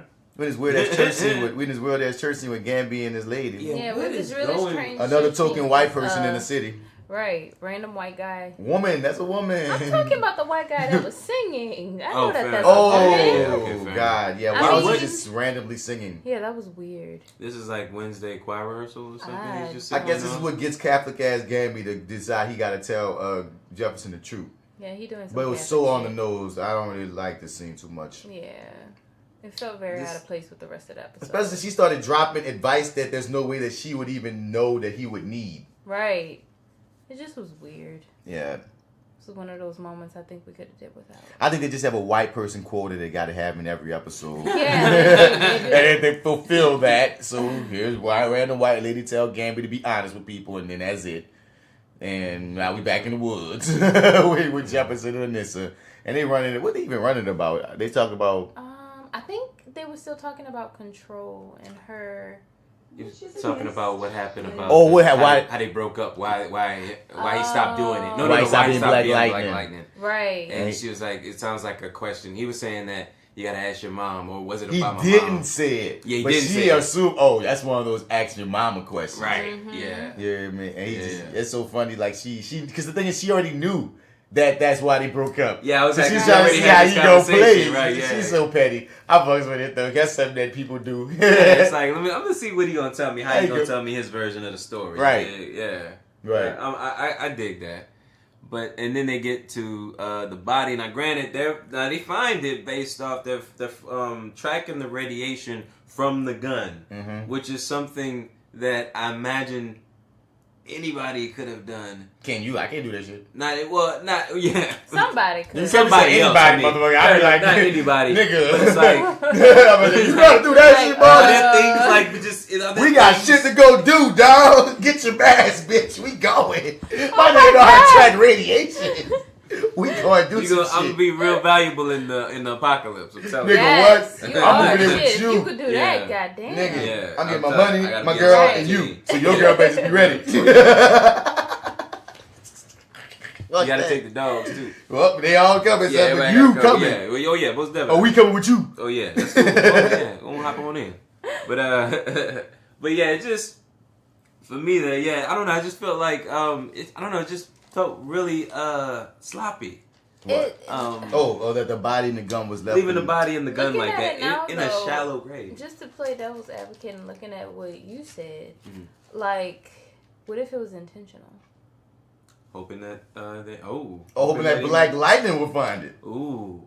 Because there's no way. Like, this is, like I said, this is a high profile thing.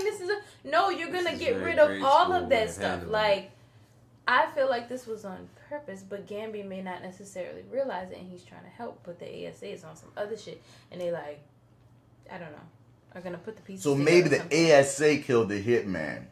Yes. And find out who the hitman was, killed the hitman, and then dumped that for Black Lightning to find it and kill himself. I mean, if they wrote it that way, they could assume that maybe he'll try to free himself, so maybe he'll come looking.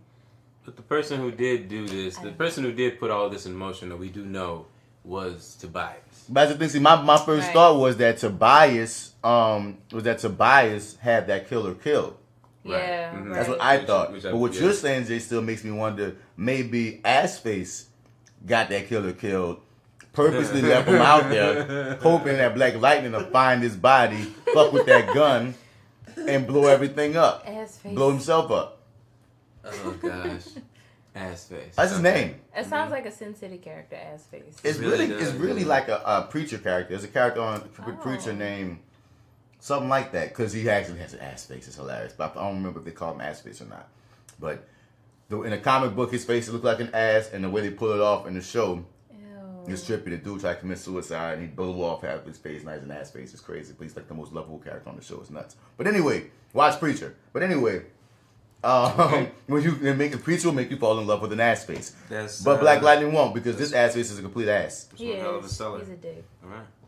He's an ass and a dick. That's saying something. But anyway, so they decide to call up Henderson to have him find the body and the gun with the coordinates so he could freaking, clear, exonerate Black Lightning name, because them just finding this shit don't get Black Lightning free.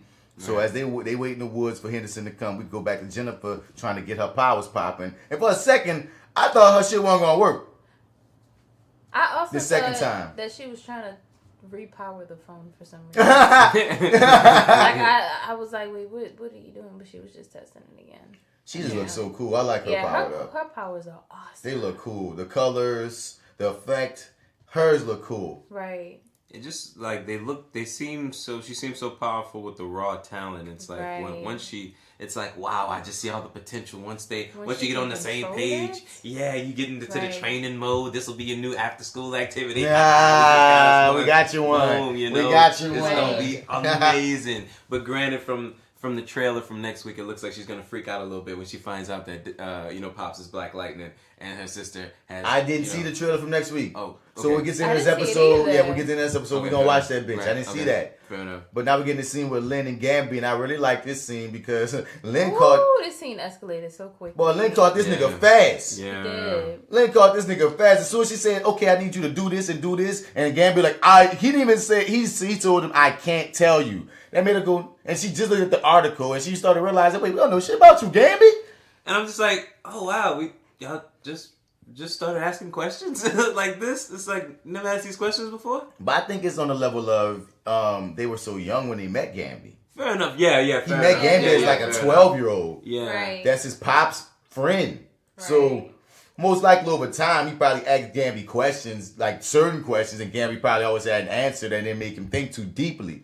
And then, you know what I mean? So, which is why it's great that it's Lynn, the outside one that wasn't raised by this white man, looking at this white man see it. instantly, like, because she already looking at the situation of, okay, we didn't bring up this in her files. All that she could find was like that whoever had something to do with this was doctors from like 30 years ago.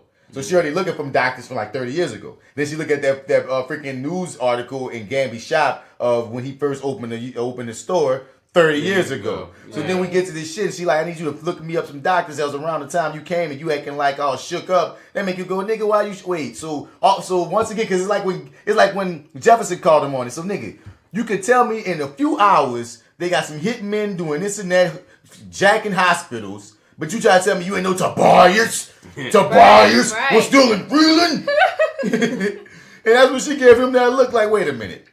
Nigga, you is fucking super sky. Black women. Yeah. Mm-hmm. And you mean to tell me he didn't lie. And he's tired of we don't really have time for him to lie I at this really point. would have expected his character, just for a second, I expected for him to kind of drag it out a little bit more. Right. But I really appreciated that he was out. Right. Because even the way he said, I can't tell you, he didn't even have the energy to create a lie. Right. You know what I mean? Because he's always lying.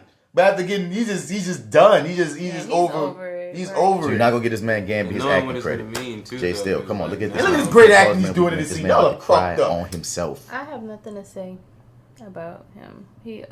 What? He's going through a lot, so I give him that. He's traumatized, but yeah. Gambi's in a rock and a hard. Man, fuck you, J.Steel. Wait, hold up. I'm about to break the fourth wall. Fuck this shit, nigga. Right, so we just had technical difficulties, and the damn thing went out on me going at J.Steel about the acting shit. And she, the first time in take one of this, she completely deflected and just gave this man props. Well, he seems like he's being honest this one time and like, fuck that. And didn't even give this man his acting credit and still say she don't like this man.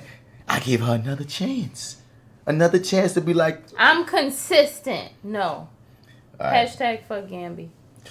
Okay, wait no words. Gambi is still the weakest link. That's not where he sort of exemplifies it, but we'll get to that point. Yeah. So yeah, man, we're in the woods, and Anissa wishes she pissed. Yeah. Yeah, she's one of those good advice tips he could have given, but it's all good. You live and you learn. This dumb dude comes up with a flashlight and clothes, and apparently is looking for the murder weapon that killed Lady Eve and the person. Or whatever the coordinates was, because like you was explaining before, Marty, about how the call was apparently intercepted, the one to Henderson. Right, by someone, which we're never, we're apparently not going to find that out. Some random guy. Right, but so he clearly doesn't have a lot of information.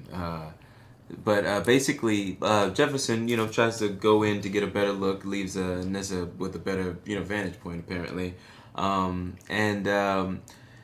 Basically, I guess my original question, well, I don't know. Take two. Yeah, take two.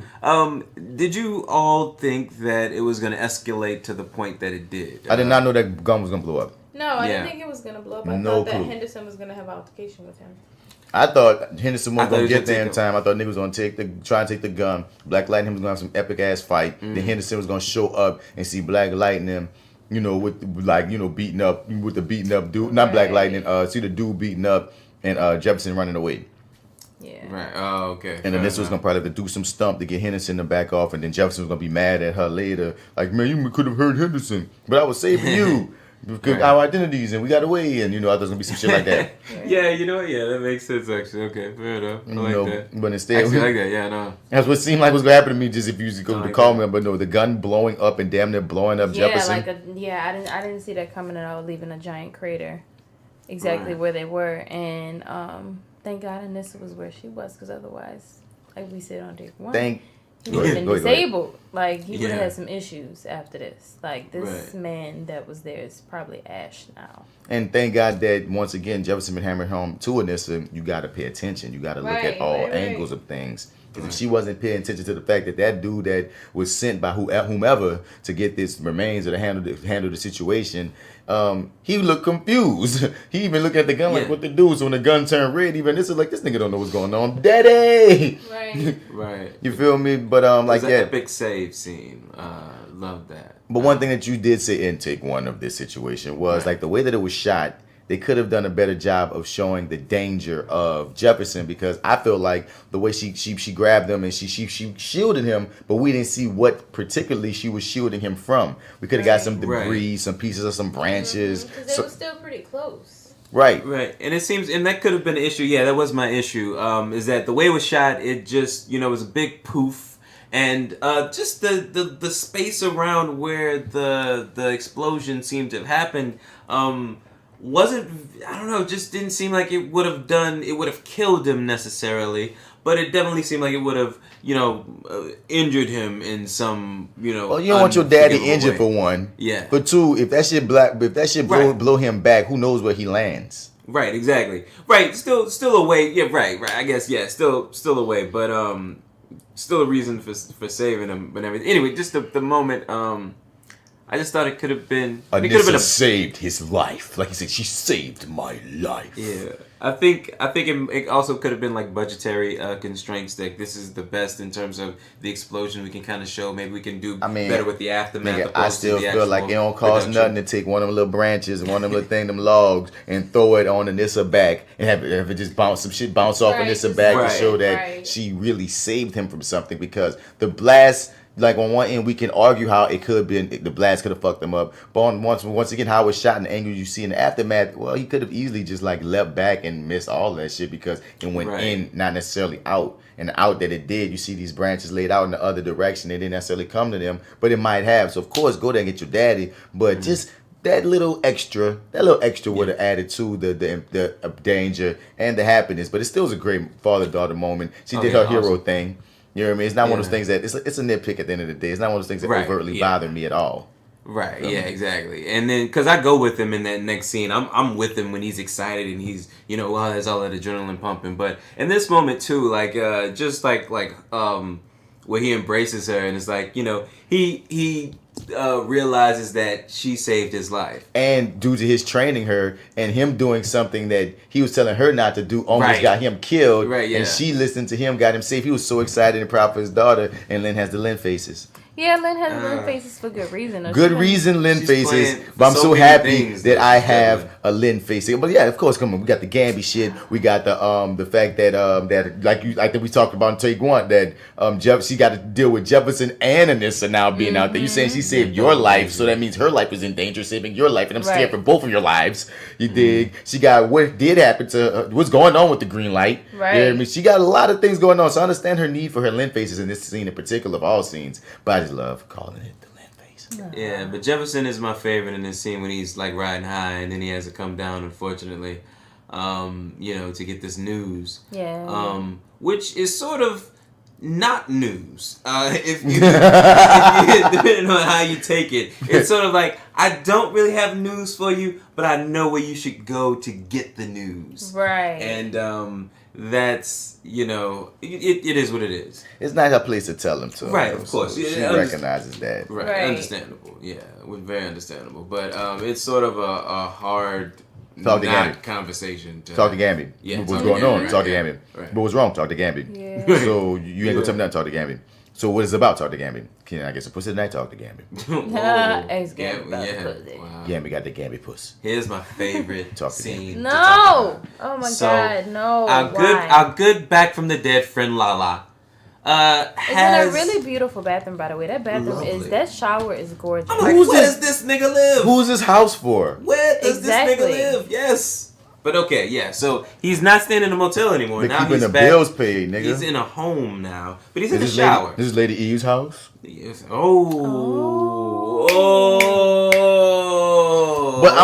the only reason I wouldn't think it is because she dead. So somebody would have taken over or something dealing with the house. She has a plan, so yeah, if her spirit, yeah. Let's see, rock it out. Go back to your favorite scene, dog. Back to you. So anyway, I don't even know really what they talk about. He's questioning. Yeah, he's questioning sort of why he's here and why he's back. Doesn't remember that how he died. Right. Because my thought was he's gonna go up to Tobias right now. He's a rogue. He's he not good or bad. What happened? No. So that's interesting. But basically, he's in the shower. I'm sorry. Lawanda's in the shower. Naked. She's naked too. For some reason. He's naked. Everybody's They're both naked. And you're thinking to yourself, they're not gonna make out or anything. Right, I'm thinking it's gonna just be an evil sort of internal monologue, Voldemort possession moment. Right, because Voldemort has a lot of naked conversations with people. Because you said in the car that you remember killing her ass though. Right. Exactly. Who remembers that? What exactly? I have more questions than none, but the fact that this is just I feel like this is a very strange scene. I'm so happy that everybody else has questions just like I do. This scene kind of upset me, and if they're gonna address it, but I just really want to get back to a point where I can think about the scene and be like, oh, okay, right. Because this is one of those things that we could get some kind of explanation of what's going on in general, but then this is just like we just needed some, I remember when sex, a little weird, uncomfortable, awkward, misplaced, half dead people sex. When he came back, I remember thinking, oh man, this is weird. I wonder if we're gonna get an answer to this. And it's like maybe the next time we see him, we'll get an answer. You just see like a very tormented. Kind of sad Lala who talks to himself and makes out with ghosts. This intrigue makes out with his tattoo and bothered me at the same time. The intrigue and bothered me at the same time because on one level of it was all right. We just followed Lala for 3 scenes in this episode and we didn't get no answers. He did absolutely nothing, honestly. He rolled up on his boys. He rolled in the car and talked to himself. Then he took a shower. Honestly, Lala did shit. After all that build up in that trailer, I thought Lala was going to at least murk a nigga. He didn't do shit. I thought he was going to some kind of clap back. As a writer, I understand character work. I can appreciate the character work. I guess he's going to be a lot more important than we realize. I understand slow playing. I understand being mysterious. I understand all that, dog. But it's good to see the layers, though, to the actor, though. And I give you layers. It was great acting and everything. But, one thing I'm going to still say, like, the motherfucking character did nothing. Yeah. And we didn't learn anything new. We did not. So, what was the point? What are you doing here? Yeah. Like, there had to be something. I wish they would have capped this off in a different manner. Like, let's say if LaWanda is really Lady Eve, and because the thing that will bother me all the ways is LaWanda wouldn't have really kissed this nigga. Not even her soul would have kissed this nigga. So this is not her. That is not LaWanda. So this is not LaWanda. This is definitely not LaWanda. Because LaWanda wouldn't move like that. But I understand being I understand being slow playing, like I said, but it gave us no cap on what's going on. I ain't saying reveal your cards, but at least it could have showed us, like, if LaWanda would have popped up somewhere else, like Evil Grin, or if she would have turned to Lady Eve, or I don't know what the fuck. It just, they need, he would have been lurking behind Tobias. So give me some kind of motivation aside from this nigga just lost.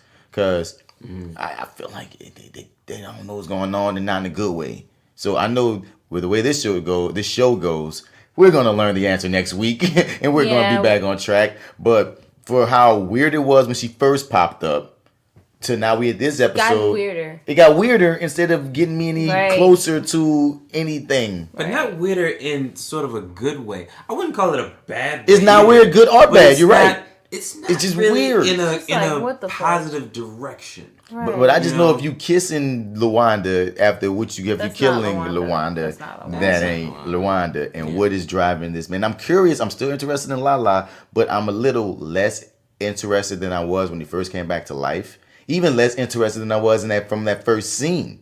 That first scene, he still had all the swag. Even the Fight Club scene, he had the swag. It's the fact that my journey with Lala in this episode ended with me just as confused as him. Yeah. Right. That's what let me down, because his other scenes had me captivated. I'm like, okay, what's going on? Where is this going? I know it's going. They're going to leave me, at least leave me on a to be continued that still makes me. It's just it kind of let me down. Oh, okay? Fair enough. Now, ironically, I wasn't let down. I know. And this is all in the post. Okay. Watching it, I was into it, but then in the post, when I look back on it and think, wait. But that's all we got a lot. That's what sours it, like, for me when I think about it. I didn't realize how much I liked the character until you had mentioned it. Like, man, you remember you were saying like you were sad to see him go when they killed him off. I fucked with him. I still fuck with him. Well, no, when he came back, though, I was like, then this man crying in the shower, and that's an interesting little moment for him. That he is so confused and conflicted as a character. Once again, this is great character work. Just story wise, I just needed a little bit more, but it was great acting and character work. But my back cut you off. It just no. I was just saying that. Yeah, I dug the character work. Like, I really appreciated that. Yeah. Now, granted, I still agree with what you said, but I was still happy to see him. I was happy for. I'm happy he's back on the show. I'm happy with what I got. Yeah. Right. Yeah, I'm happy with what I got. I don't know if I should say I'm happy. I'm not happy. I'm content. Content. Okay. Yeah, I'm content with what I got. Yeah. So now we got White Gambi and Black Lightning face to face. Gambi. Yeah, that hard. I just was really hoping that this would end with a chair to Gambi's head, but it didn't. It reminded me of my comic, the epic showdown from my comic of Gambi and Black Lightning talking, and right before he died, and Gambi having a attack. But the thing is, they had a fight, and then at the end of my comic on year 1, Black Lightning stormed out like, fuck you, I ain't fucking with you, I don't trust you. And that's basically how this scene ended. It's funny you said that, because when I watched this, it made me think of that moment in your comic. Yeah. Right before. Black Lightning year 1. Yeah. And and he having this whole moment with this white man with a Black Panther like a shirt. Little sad puppy dog. Gambi is always a sad puppy dog. So yeah, Gambi starts explaining to Jefferson he's been keeping secrets. He's been part of this government agency, that your black ass city, we've been poisoning them so they could be docile, so we could take over and test on them. But some of the people that we was testing on started getting superpowers, so to cover it up, we had to kill all the superpowered people. And your daddy kind of got caught in the crossfire. And yeah, I'm just keeping all this to myself all this time. But I can't keep lying to you, because now my boss, or my old boss, is trying to murk you. He's going to murk you. He can track your powers. If you use your powers again, you're going to die. I can't protect you. I did all this to protect you, is what he's been telling himself, and now I can't protect you anymore unless you know that there's a nigga out here trying to murder you. If you don't know, you're gonna die. So yeah, this is a very intense scene. The actors played it well with each other, and once again, just like my comic, Jefferson storms off like, fuck you, stay away from my family, nigga. And yeah, it's big. This was one of my favorite scenes of the whole episode. This scene, this scene is real potent, man.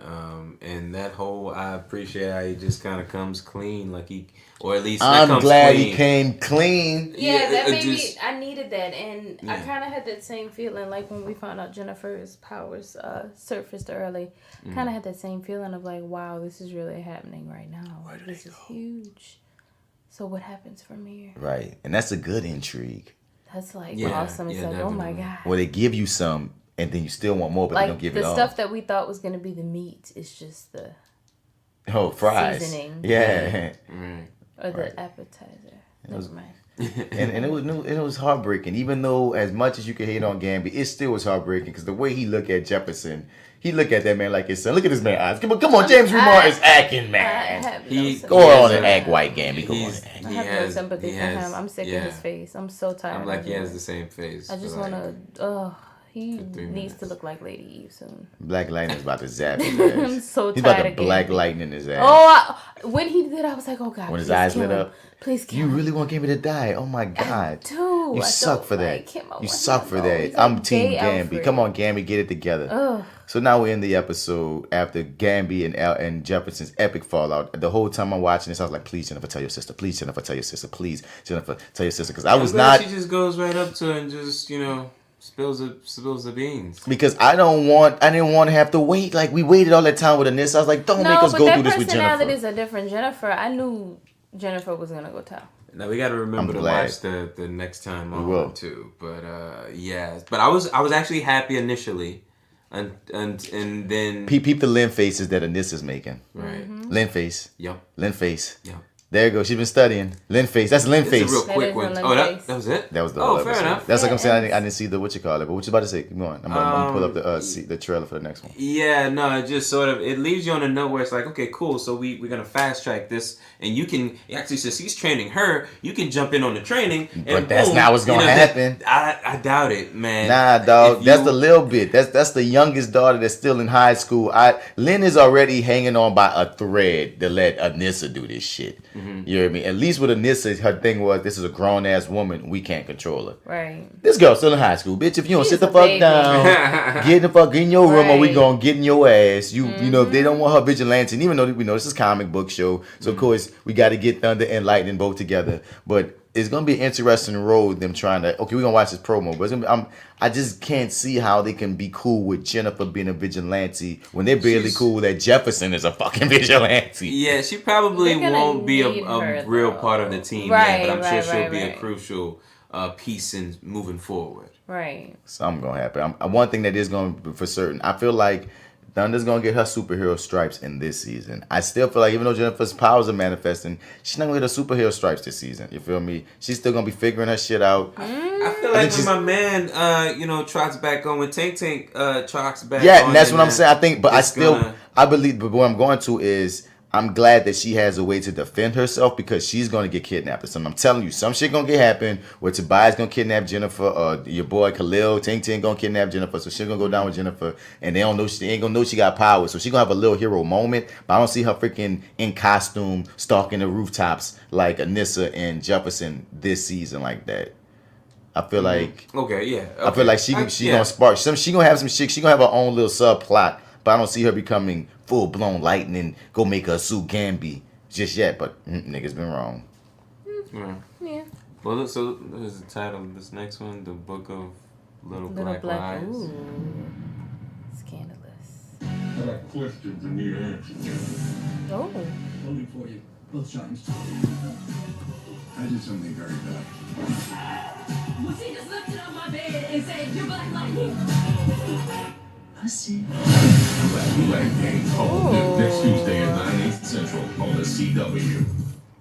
So she kind of freaked. She kind of seems like she's freaking out a bit. Yeah. About it. This is just about to just show me the same thing. Okay, yeah. So in that little tease, that's a little tease. It is a little tease. Yeah. I think she tripped out. It could have been cut in a way that makes it seem that way, but I feel like that's intentional because I feel like they're just about to start going there. Yeah. She's gonna be accepting it by the end of the episode, but it'll be cool if she didn't. That would be interesting. It'd be cool if she didn't fully. Like, I don't know how they're gonna play it, but once again, you just found out you have powers. Now you find out your sister and your dad have powers, and that your dad is a vigilante superhero after he's always preaching peace at you. I wonder what brings her to the point where she walks into her room and then decides to lift her bed to display her powers. Like, does she tell it to her and she's like, yeah, right, whatever. I think that's Get later. Out my face. I think she shows it to her earlier on, and then some shit goes on, and then that scene happens. Oh, okay. Or whatever, and once it's already established that I have powers. Oh, okay. I could be very wrong. I don't know, yeah. But it's just interesting, though, that like that, yeah. I'm glad the shit hitting the fans. Even the Gambi scenes, they showing old school Gambi, and he has to, and it seems like Lynn is the only one still talking to his ass. Yeah, everybody done with Gambi. Except for Lynn, ironically. Right. And once again, we're giving Lynn things to do. Give that lady things to do, bro. She talking to her daughter. She talking to the white man. She keeping Jefferson on point. Lynn, you're the unsung hero of the Black Lightning show. Yeah, she really is. Straight up and down with your Lynn faces. So how y'all rate? First and foremost, what predictions y'all got? Y'all got any predictions on where this thing going? We haven't been on point the last couple times. My big, I think we 50-50. Now. We 50-50. We're on a bit of a decline. It's like we knew the stuff that was coming, but the timing was completely and horribly off. So I want to sit up here and say that like next episode we're gonna see like Lady Eve resurface just because. You think next episode we gonna get Eve? But I feel like that's bold. I feel like now that I'm expecting it, it's not gonna happen. I mean, we on 9 of 13, so we shall see. I like on the next promo how they walking in like robbers, Jefferson and Anissa, because they can't wear their costumes right now. And they try to find the information like, geez, if these freaking Yeah, that is pretty cool. I like that. Yeah, it looks like this. I have no clue. I like them as a duo, man. I like this team. Mm-hmm. We got no Tobias this episode. That's what I was. Yeah, I meant to mention that in our little intermission. My brain is also like, where the fuck is Khalil? I mean, well, there's Tobias, there's Khalil most likely. I mean, we know where he is, but I'm just saying, like. And another podcast I was listening to was wondering if Tobias is the one that was even selling Greenlight, how he didn't seem to take ownership of it after finding out that dude was jacked up on it last time. We know Joey Toledo had something to do with selling it, but other people said that Tobias was making money off of it, even though Tobias mainly claims the 100. Right. So it's possible Joey Toledo could have been selling Greenlight on the side for someone else, which should open up another door. It's just some idea that they had. I'm not sure, because I just always assumed that Tobias run the 100, Tobias selling his Greenlight, Tobias use that Greenlight to get Khalil walking again. That's been still my situation in my mind, but just throwing it out there. Actually, I was going to say my prediction was actually going to be that Khalil was going to show up in the next episode, but then Me too, I think so. Because and I think we'll get another Grace sighting as well. You think we'll get another who? Grace. Oh yeah. Hopefully, wow, right? We Yeah. haven't seen her in forever. We have not. Yeah, good. Yeah, good call out. I forgot. I mean, she left her a voicemail like an episode ago. Right. So I feel like we do in for a Grace sighting soon. Yeah. Yeah, that's just weird. Agreed. But then I'm remembering now that you mentioned that there was no Tobias this episode, so that means that more than likely, because we have to deal with the fact that he lost his sister. That's something we're gonna have to deal with. And then he's also injured, or you know what I mean, whatever that was. I love that they held him off. Now that I think about that, you bring all these things up where we left them. So we're probably gonna deal with those things immediately before we deal with anything that has to do with Khalil. So maybe Khalil may not be next episode, but then again, I didn't think we were gonna get powers this episode either. But the thing is, Khalil could be next episode because now Tobias could be on one. I'm like, little nigga, take these drugs. You know what I mean? Could be, yeah. Because remember, his sister kind of kept him sane.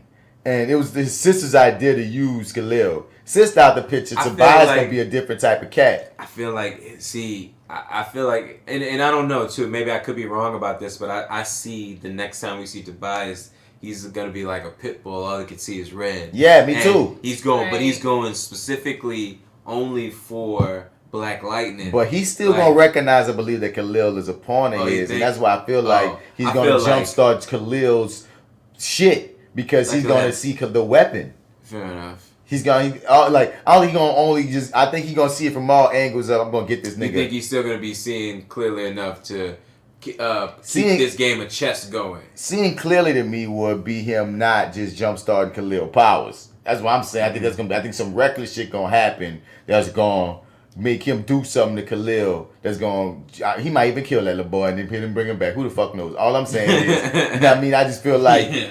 Right now, he took this episode off. The next time we see him, he's going to be in a rage. He's going to want Black Lightning. And something dealing with him and Khalil is going to push their story forward. I just don't know what it is. Yeah. Right. I don't think it's just going to just be him because Toledo's dead. Lady Useless is not much of a character. Eve is dead. His sister's dead. He don't have that many toys to play with. Right. Mm.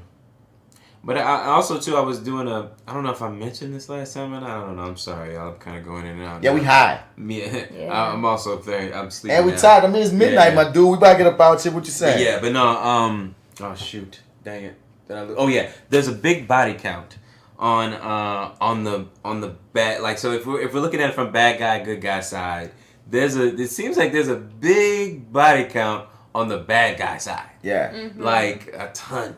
So at this point, to balance out the scales, we gotta lose somebody, something on the good side. Now Gambi still kind of counts as a good side loss if we lose. You think Gambi's dead? I think we're gonna lose somebody, and I feel like he's the most expendable. Yeah, I think Gambi is gonna die. Yeah. Next episode though, or just this season? Next episode. Oh wow! It's after midnight. J.Steel just saying "fuck the world, let him die." Episode, I think he's gonna die because comic books. She said because comic books. Because comic books, and because he does die in the comic books. And his sad puppy bitch face. I hate Gambi gonna make it into the season, as far as I'm concerned. She ain't gonna kill my Gambi. Gambi's dead to me. Gambi is so wait. Okay, all right. I'm sorry. I put like a mark on Gambi's back. He is definitely the weakest link. His name is in the Death Note, but I'm not saying he's going to die this season. I don't know if he's going. I think if anything, if he dies, it's going to be the last episode. That's going to be in place of Jennifer Power. I know she's going to get in that place now.